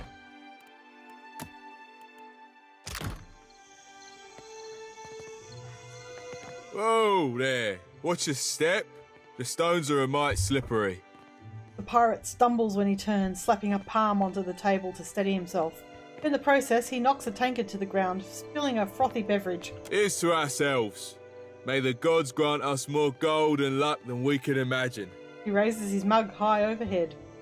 This is a celebratory drink. You bet. Our bosun just brought a treasure map. We're saluting to our future prosperity, we are. We'll be making a proper raucous if Ungwith the Crag-Hearted wasn't such an accursed downer. What's got Ungwith the Crag-Hearted all twisted up? She loathes any type of disorder, especially that of the loud variety. We get too wild and you watch, she'll be stomping down here to yell at us. 20 Pies says I can drink you under the table. You can pay to try. Drink up. and we'll see who's left standing. I'm not sure I'm going to do well at this. Let's get swilling. I can't remember if it's survival or constitution. First up's a round of Adir and mead. Alright, let's drink the mead. You knock back the tankard and take a deep swallow. Ah, it is constitution. Gulp after gulp glides smoothly down your throat until the mugs run dry. Not a bad start, not at all. He nods to you respectfully before guzzling down his own pint. Next round's grog. Not just any grog, mind you. This batch is fermented with gunpowder. I don't have a high enough sleight of hand to pretend not to drink. Drink the grog. You raise the tankard, ignoring the black powder swirling up from the bottom as you chug down a heady swig. The grog burns something fierce on the way down, but you guzzle it all before slamming your empty mug onto the table in triumph. Oh boy. Not many can handle a whole pint of gunpowder grog. He lifts his brows, both surprised and impressed. Then he struggles through his own drink before offering you a snide, wet-looking grin. Nah, the best for last. We'll be having us a bit of hangman's blood. If this doesn't knock you on your backside, nothing will, I fear. What's hangman's blood made of? You mean the way our crew makes it? A bit of this and a pinch of that, all mixed in a hogshead of pickled corpse fruit. Oh, it's been known to kill a man, or at least his breath. Alright, let's try this. The drink looks deceptively smooth and beery, but it stinks to the high skies. When you swivel the mug, chunks of rotting fruit bob up to the surface. Every swallow feels like choking back bile. The drink scours a hole in your belly and leaves you parched. But you finish the entire pint down to the last drop. At first the pirate merely stares. Then he nervously licks his lips and with trembling fingers reaches for his own pint of the corrosive concoction. Flay me for crow's bait, should I ever turn craven. In a surge of courage, the drunkard gulps down his own pint. His chest heaves as he clinks the cup's bottom, and a cocky grin begins a slow sweep of his lips. But his smile freezes halfway, caught in a pained twist as he slowly begins to tilt backwards. He topples to the ground, out cold. There he blows! Shush you rumpots, or Cragart will be down here again. Andra, drown those no-good drunkards and their raucous louting. For the last time, pipe down, the lot of you. Flog off, we ain't hurting nothing. I ought to throw you in eyes. I haven't done it this way before, by the way. I'm not sure what I'm doing in the forge, though.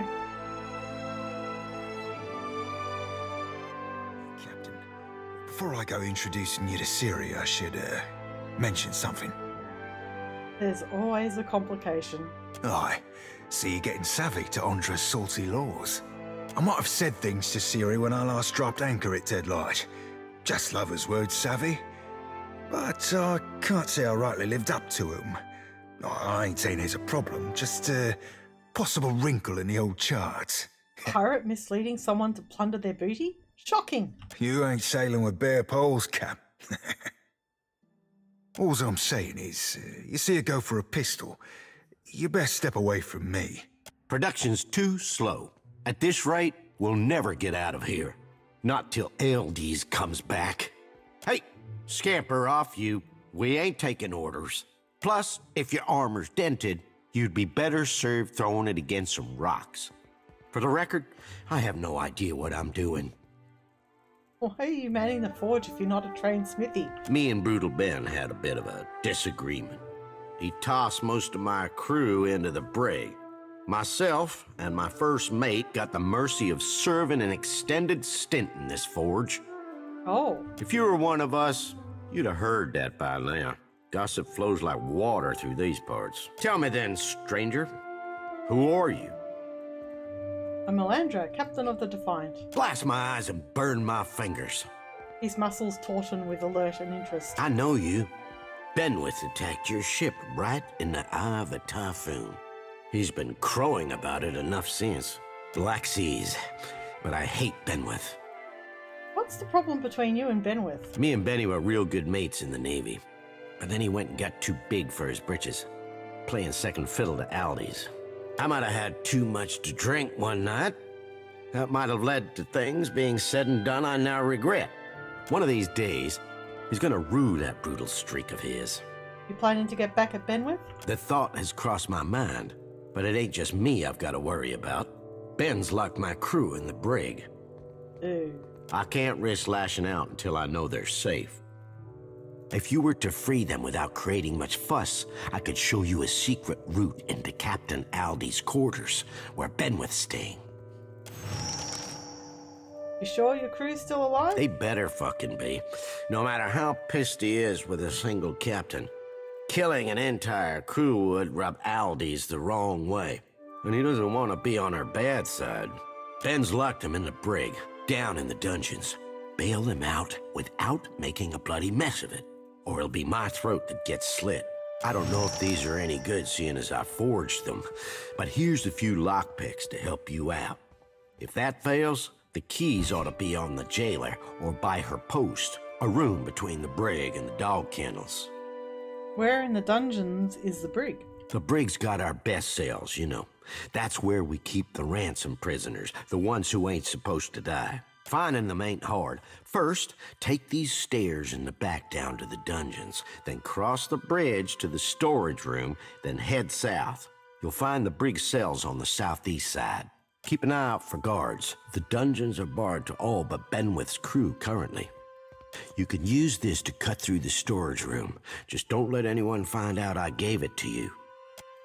He scratches the side of his neck with soot-smeared fingers. Well, farewell. And at this point is where I save the game. Freeing the crew.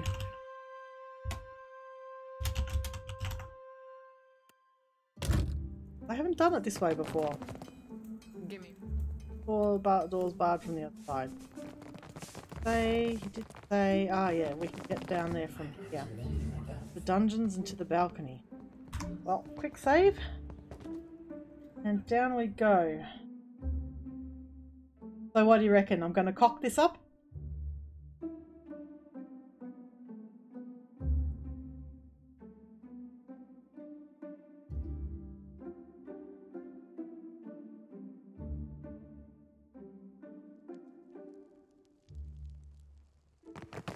I should probably Easy does it.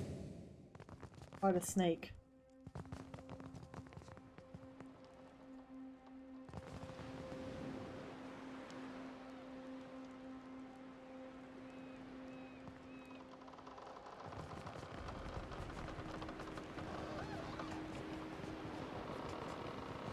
Make across the bridge. Cross the bridge. And turn south? Was that what he said?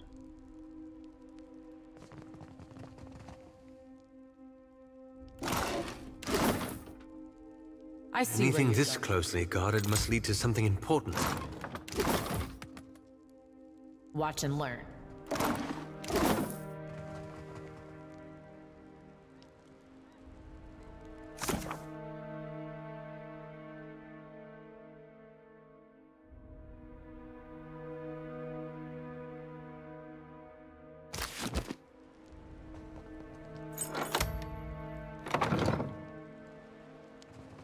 Deadlight's power to be north of here. The brig be to the south.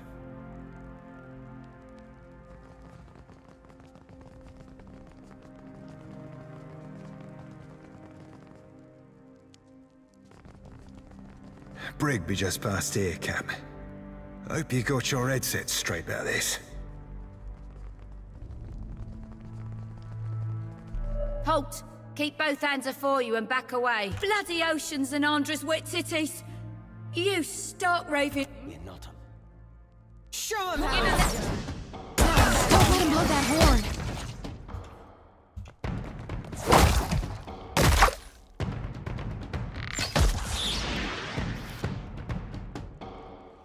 Consider it done.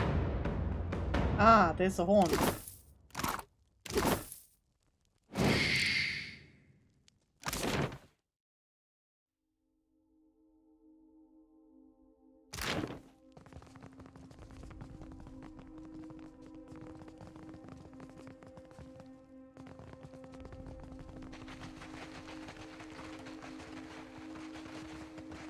Oh, crap. Alright. How do you like that? Show him how it's done.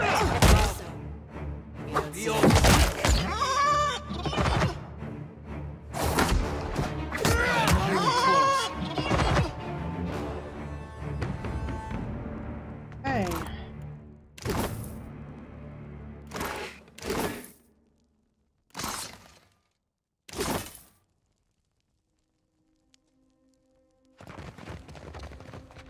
Watch and learn. Okay, just gonna check. I have picked up a couple of keys. Here you go. That's the Deadlight Jail key, and that's the storage key. Right. Keeping an eye out. Haven't done a very good job of sneaking, have I?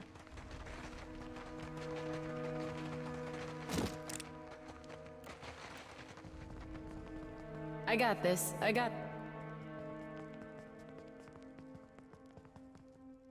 Sign reads Brig. Alright. I'm not giving him. Oh god, I haven't given her much in stealth. I'm gonna have to start upping her stealth. Give me a real check. I got this. Boots of stealth. I got this. Guess what? I gotta stick those on. Right. That's the crew, I'm guessing.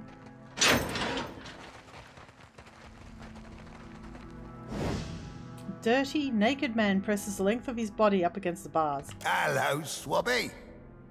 You ain't one of Benny's. What are you doing here? Lamont sent me to free you. Knew we could count on our captain. Always looking out for us, he is. Let us free, and we and our captain will owe you a favour. I know you will. So, what do you say? Fingers trembling, he runs his palms over the bars.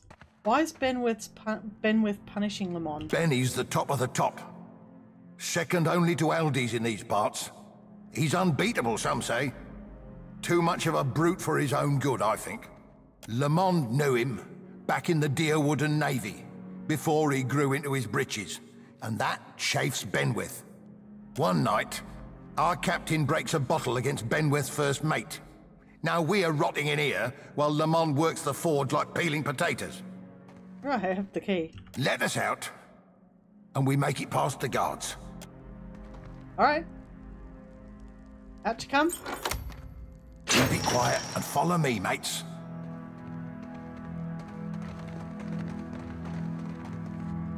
Now, time for us to sneak back to the forge. Nice and quiet.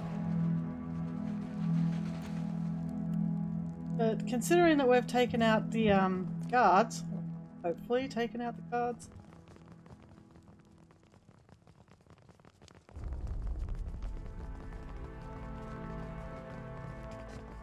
Watch it.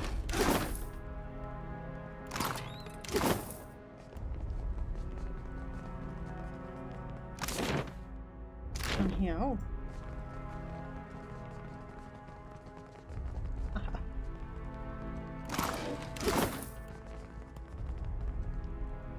think this might be the quick way.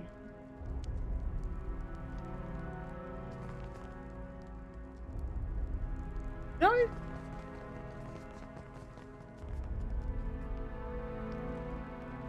Oh, I see. All right.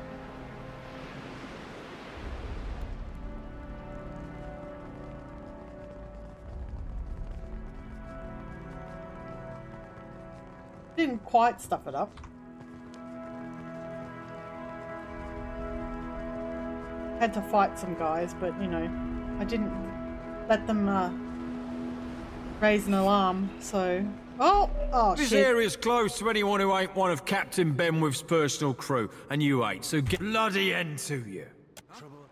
I'll teach you a lesson.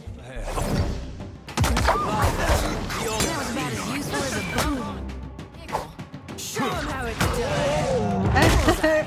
I was saying? Consider it. Right, I'm going to save this here. This calls for a subtle.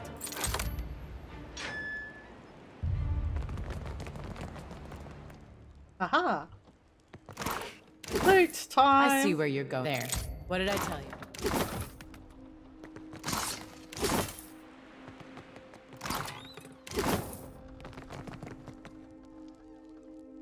This. Ah, okay.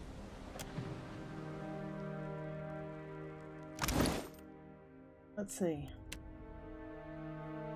Fine leather armor. I'm wearing mail. I think I'm gonna wear the leather instead. Horn robe. What does this look like? What's that? Hide.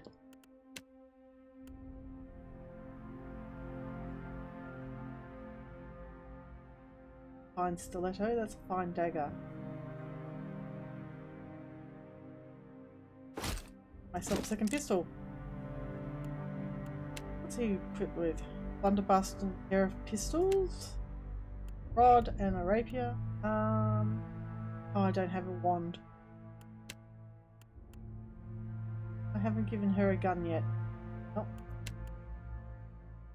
Wielding the gladiator. Happy to oblige. Sure thing. I got this. I got it. The reason I didn't inspect the window further is because I know it's basically a way out. Climb down. Whoop. The Lord's foot's in an heavy book. I think we can go back to the forge.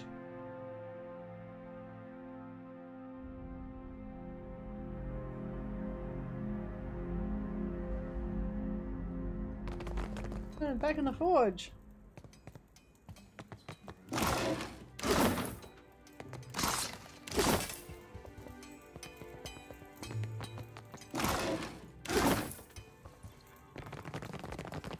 There's Lamond.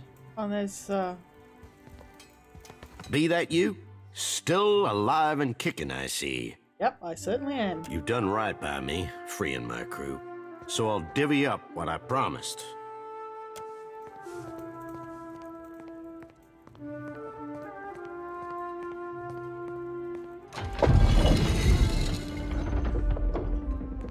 Door's open, but there's something you ought to consider before you go. Sure, you could traipse right up there into Aldi's quarters to gut Ben with, but he'll be heavily guarded. Meanwhile, me and my crew will be stealing Ben's ship, the Drake, and in doing it, we're gonna bait him into storming outside all alone. Stealing a pirate ship? You really want to hit him where it hurts? No better way for it. He laughs, choking on a sooty inhale. Benny docks the Drake in a hidden berth beneath the fort. Did I just cross over it? Kill the guards there for us. Aye, that's why I want your help. After you've cleared the docks, take the western tower to the fort's ramparts and sound the boating bell. 3 rings. Me and my mates will sail out with the Drake. 3 bell tolls alerts the fort to a ship leaving the private docks. With Aldi's gone to sea, that leaves just Ben's Drake docked. Ben's sure to storm the ramparts in a rage, right in time to watch his pride be stolen. I'm in. Knew I could count on you. I can't wait until Ben gets his. You said the private docks were beneath the fort? Aye, under the dungeons, there's a cave with a wharf. The quickest route's just ahead, beyond that door. Entrance to the docks is nearest the kitchens. Some of Benny's crew are sure to be guarding the Drake, so you need to gut them if I'm to steal his ship. What's the signal? It's 3 loud rings from the boating bell. That alerts the fort to a ship leaving the private docks. With Aldi's gone to sea, that just leaves Ben's Drake at berth. If he hears it leaving, he'll race to the western ramparts in a panic to see what's going on. There's stairs that lead up from the docks to the ramparts. Take them fast after the docks are cleared if you're to sound the signal in time. Okay, so you said... Stay through here or... Door is barred. What did I... Save again. Oops.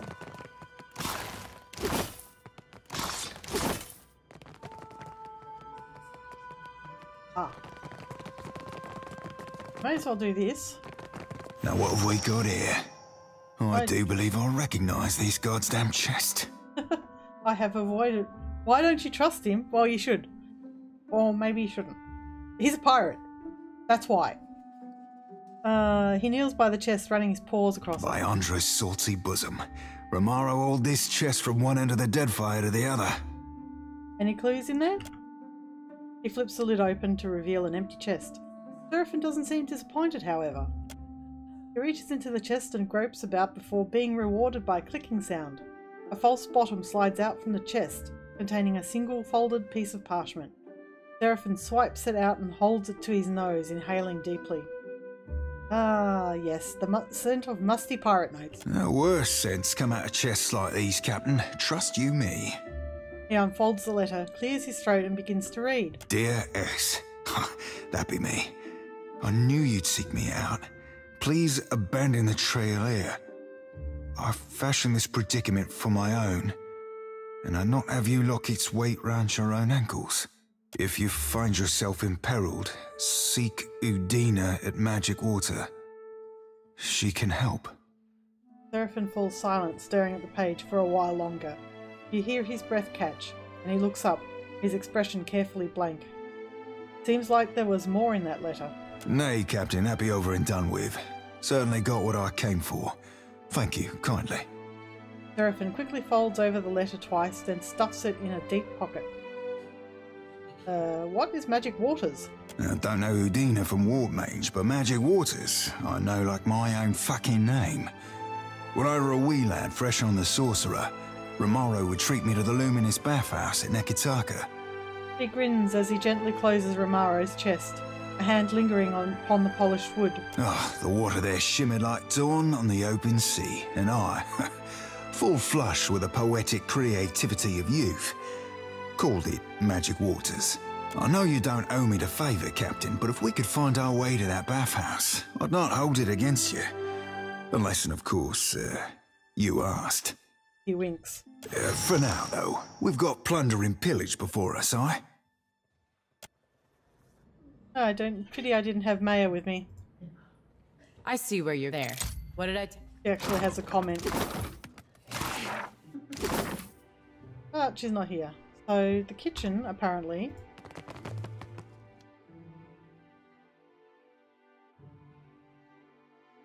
Probably get this done and have to end the stream for this evening.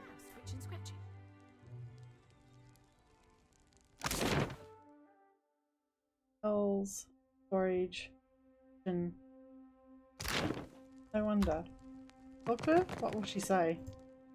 Portly woman startles at your approach. As she downswings her meat cleaver, she nearly catches her fingers. Glowering, Glowering? How's it pronounced? Glowering or glowering?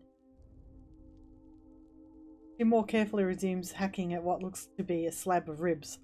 Who are you? And what are you doing here? Only Benwith's crew has access to my kitchens. Not that I care, really. You don't care that I'm trespassing? Think I want to tattle on you? What do I care if you're looking to hang yourself? Sneak around enough where you ain't supposed to, Benwith will catch ya. Carve you into chunks for my stew. Yeah. He doesn't have anything useful. Let's see. What am my eyes be? This calls for a subtle...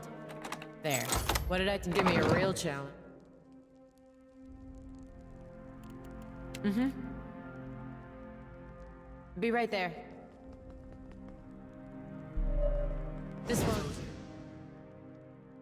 Crap.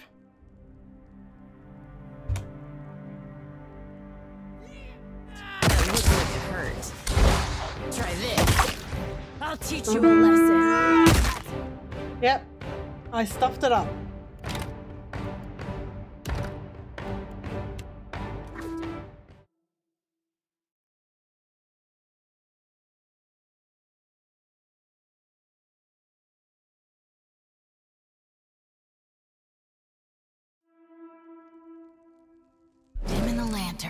Leave it to me.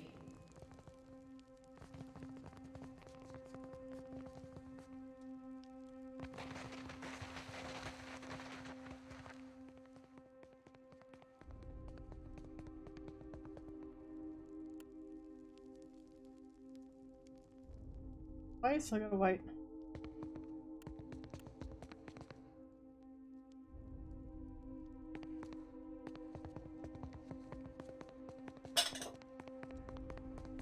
It goes by. Oh crap. What? There is...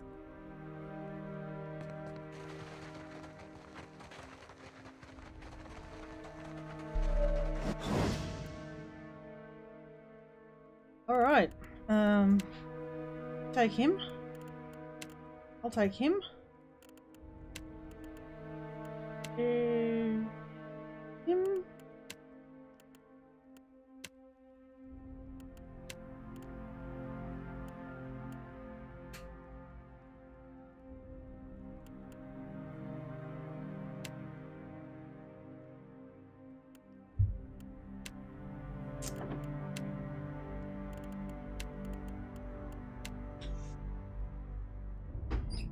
Let's hope that I haven't stuffed this up. I'll have to try it again if I have. Beyond seek.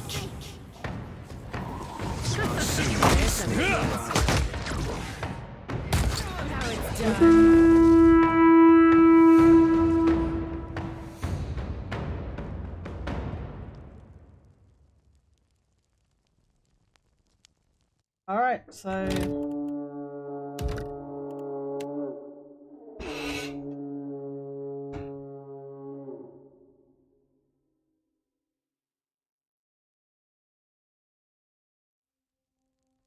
What do my eyes Be be? right there.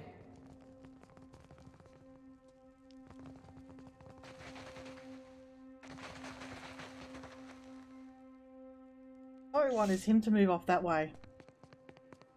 And if we stick close to the wall, we get past him. Hold it right there, lovesome.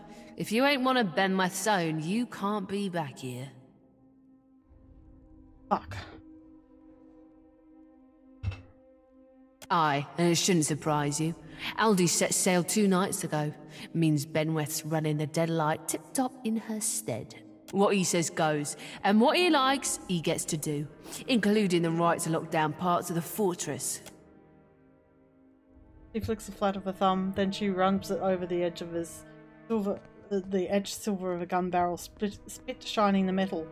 Draw attention to the muzzle pointed at your face. If you're thinking to get mutinous, don't. Bloody pox piss bit of lead in your belly ought to settle you right down.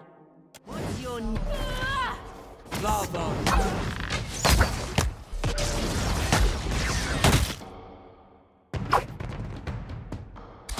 him how it's done. It looks like it hurt.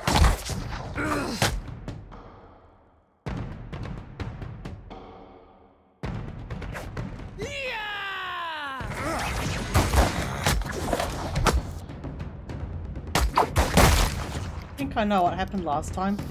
Was that guard that signaled an alert. I shall. So we took her out this time.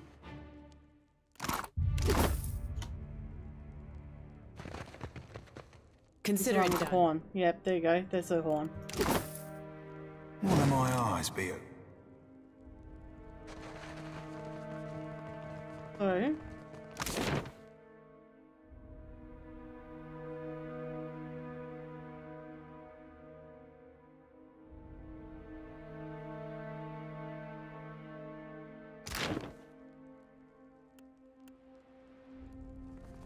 Okay, I'm gonna get mad now.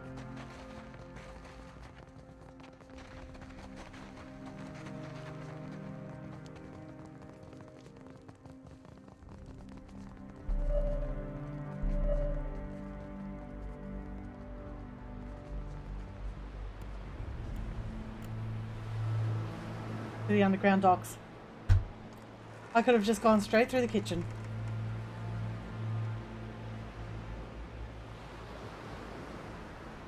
Well, we still haven't notified anyone, so I'll just go straight down and Kill the guards. Because that's what we're supposed to do down here. The Drake.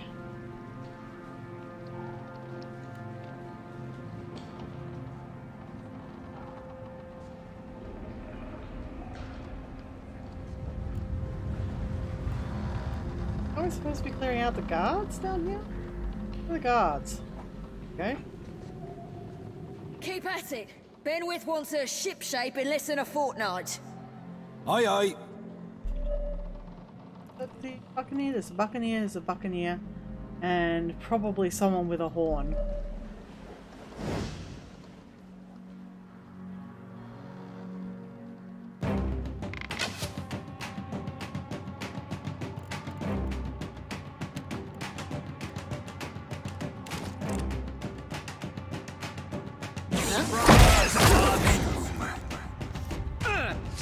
There's something you don't see every day.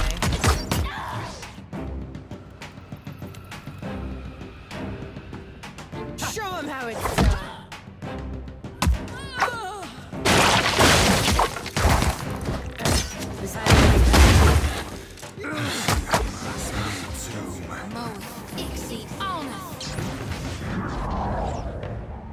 Alright. Watch him.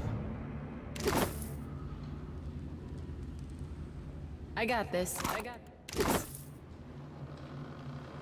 Watch and learn. Sure. Give me a real... Cargo hold lies empty. Consider it. Now, if I remember rightly, we're supposed to go up to the western ramparts.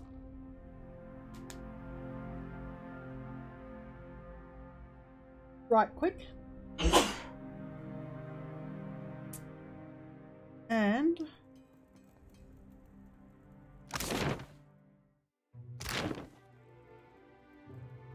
western ramparts. Before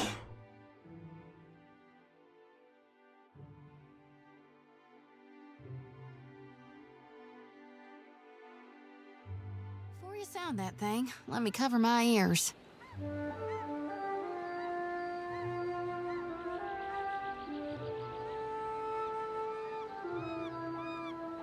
I shouldn't be drinking caffeinated beverage so late in the evening. Okay, so where is this bell?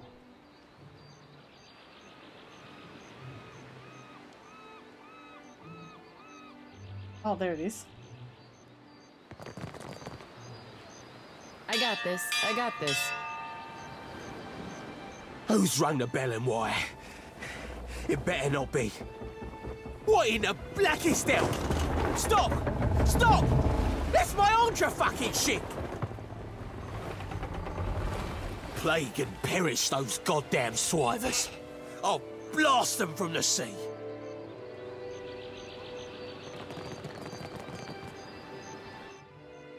Mouth agape, the captain pants to catch his breath. As he watches his ship sail away, his brows descend like a dark storm. Do I know you? Scowling, he rubs the back of his neck. Well, you wouldn't be the first I've pissed off and forgotten. You tried to surrender your ship to me in the midst of a god-awful storm. Did I now?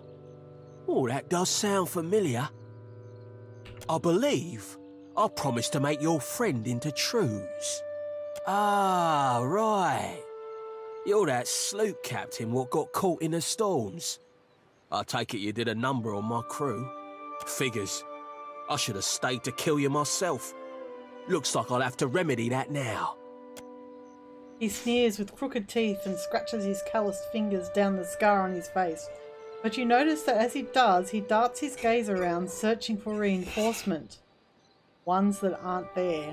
What you hope to accomplish coming around here? Maybe I just wanted to talk. So start singing, and do it quick. Because if you've got any fishy ideas, I can tell you this. You can fight me if you like, but you won't be leaving this fort alive. What sheep?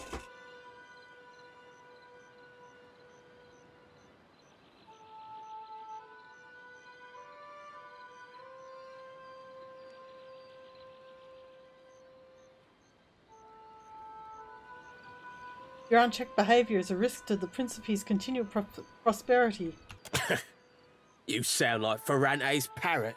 Oh, fuck it. Fire and thunder! We'll be fighting to the death now. Yeah!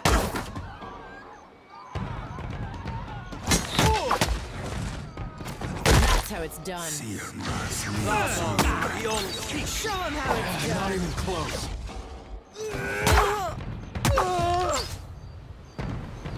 Nighty night.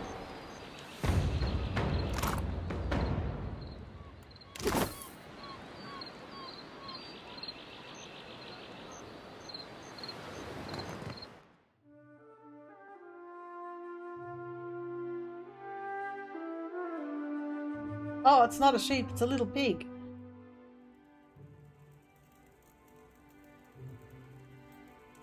Watch and learn.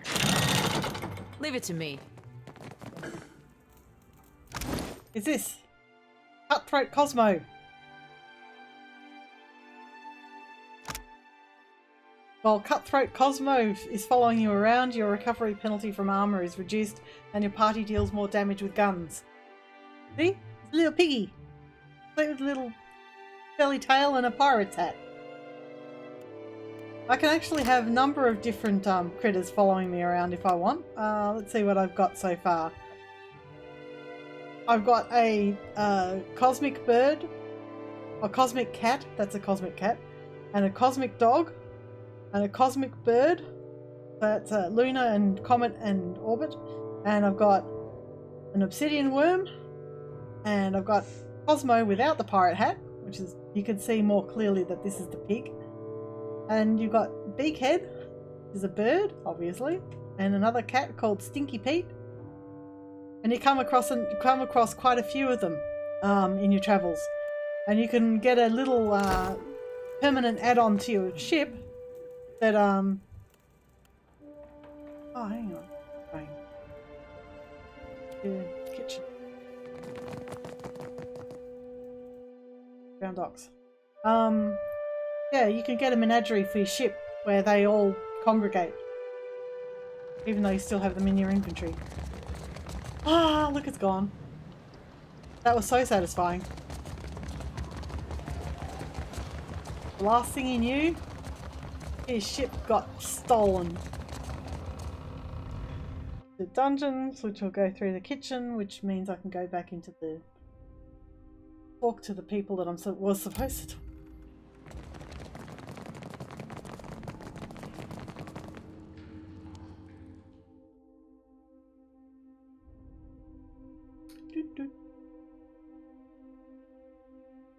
Yep. This is running over a bit, so up soon. You'll never know I'm here. Hey there. Consider it done. I got this. People are wondering why would Ben set sail before Aldous gets back? And we've got some interesting people here. It's a harpsichord. Inspect the harpsichord. Harpsichord emits a sad, twangy sound when you depress one of its keys. That's what the other way to get Benwith is to basically set up a big party here. And when the party's raucous enough, he'll come down and play the harpsichord. So you rig a bomb to the harpsichord and it blows him up. So let's see what happens now that I do it in reverse order and have him talk to Ciri the Siren. The Orlan's large eyes grow larger as you approach, then narrow to a sharp edge.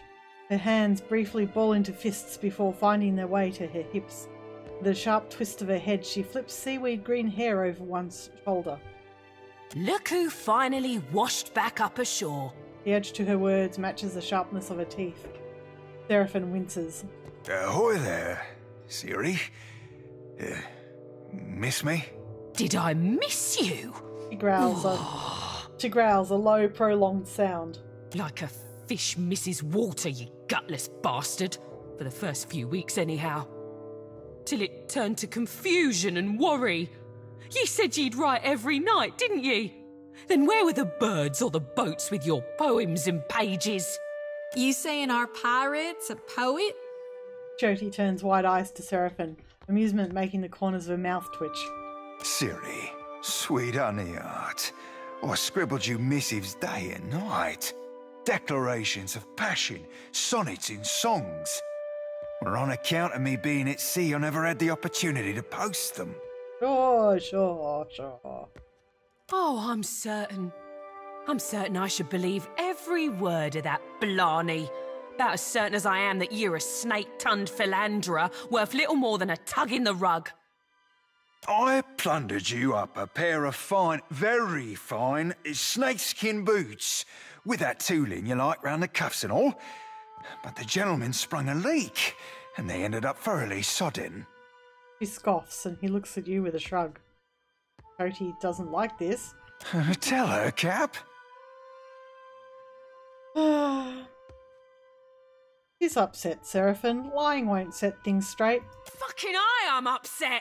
Got every cod-crushing reason to put 16 plugs of lead in your furry blue ass and see how you sink. Arms crossed, Siri taps her right foot a smidge faster than the tempo of the music. Serafen rubs the back of his head and clears his throat. Siri, I truly wish I was savvy to what's gone belly up betwixt us. I weren't intending to scorn you, I swear it on Andra's salty teat. Oh, you weren't intending to scorn me, eh? You wish you was savvy, eh? Andra's salty fucking teat, eh? It's funny, but it's also very sad at the same time. He asks each question louder than the last. Ah, balls. We be in for it now. Ye can't just go showering a lass with wildflowers and filling her head with verse if you're planning to ship out and never see her again. Serafen winces, and shame splashes you like a bucket of cold piss. Let the visions come. Slick wet fur in the lamplight, calloused palms perusing her pelt, tweaking teats and biting the soft edge of the neck, thrusting into hotness, yet tender, hopeful. Not that this time will be the one that lasts, but that she might forget this sodden shithouse for an evening or two. Ye've been lucky thus far, you know. I'm of half a mind to call ye out, and I'm no worse than many with a blade. Least then, perhaps you'll give me a lick of satisfaction. Her hand strays towards her belt. And I only have one option here. Apologise to her, Serafen. Aye, Captain. He winces, then bows low to Siri. I'll be truly sore and sorry, lass. Sorrier still than that. I won't go spinning no yarns about being married to the sea or coming home to you someday. I ain't that gentleman, nor never will be neither. He straightens and meets her eyes. Alls I can promise you is that what be broken me there ain't fixing for. I'll be a right sad fuck. And there ain't nothing to account for it but me. Well said. Siri sighs, wraps herself in her arms and peers at Serafen for a long quiet moment. That I can understand. I'm not forgiving you a lick now. I won't go seeking for your blood neither. Now, why don't you be telling me what you want so I can be shot of you for good? Serafen nods. Aye, lass. The captain's got an ask or two about Deadline. But first, I need to know. You remember Romaro? Sailed with me on a sorcerer. Aye, I remember Romaro. You think I gone wet in the head or something? Your words have always been as flowery for him as they were for me. Serafen claps once, grinning. It weren't so long ago he shipped out, come to think on it.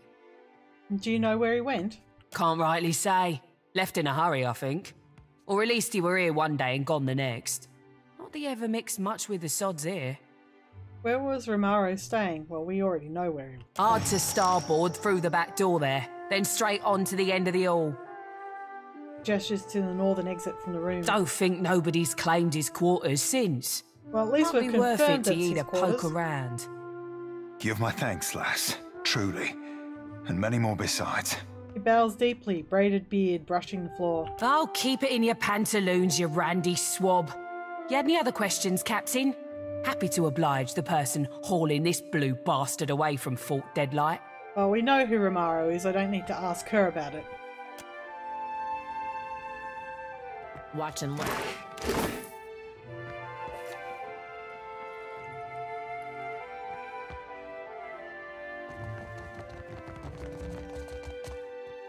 Consider it done. Okay, Murky. Welcome one and welcome all. Buy me a bottle and I'll be your finest loving pal. Black pox me? Drub me fucking dry. Gods. You know, speaking of... She blinks up at you as if trying to clear her sight. Don't suppose you're looking for another Sodom on that boat of yours? Why, are you looking to leave here? Well, didn't I just ain't what it's been, you know? Bit hot for my taste, if you catch my meaning. She swigs from her cup. And better a boat full of friends than a fort full of... He scowls. Foes! Yeah, foes! Well, not foes, but not friends neither. What do you have to offer me? You mean like silver and such? She blinks wetly. Oh, like what can I do? Sure, I'm real good with my fists, and not half bad with a blade neither. Might not look it, but I can take a hit and keep punching. Grab your stuff and claim a bunk. Now there's a reason I'm going to accept this character. Really? She blinks, then straightens more or less and salutes. Aye aye, Captain, see you aboard. She winks and, with her hand holding her hat to her head, runs from the room. So I'm going to keep her as a monk. And I'm going to accept my party the way it is. Which means I haven't put her on my roster. But she is on my ship. That's the important bit. But anyway, I am going to leave it here because I'm already almost 10 minutes over my usual runtime. So I'll just make a save. Save game. Stream. Playthrough. Part 3. And I will be posting this to YouTube probably in the morning. I'll probably also post Monday's stream in the morning too, because I haven't done that yet. If you are watching this after the event on YouTube, feel free to like and subscribe. And if you want to watch me stream, I am streaming on Mondays and Wednesdays 9 PM Australian Eastern Standard Time till 11, and on Friday from 2 PM Australian Eastern Standard Time till 4 PM Australian Eastern Standard Time. Coming up next is Elder Scrolls Online, if I can get it to cooperate with the broadcast software. So good night everyone, have an enjoyable evening. Yeah. I've just got to get out to my streaming software to stop the stream. Good night, good night, good night, good night.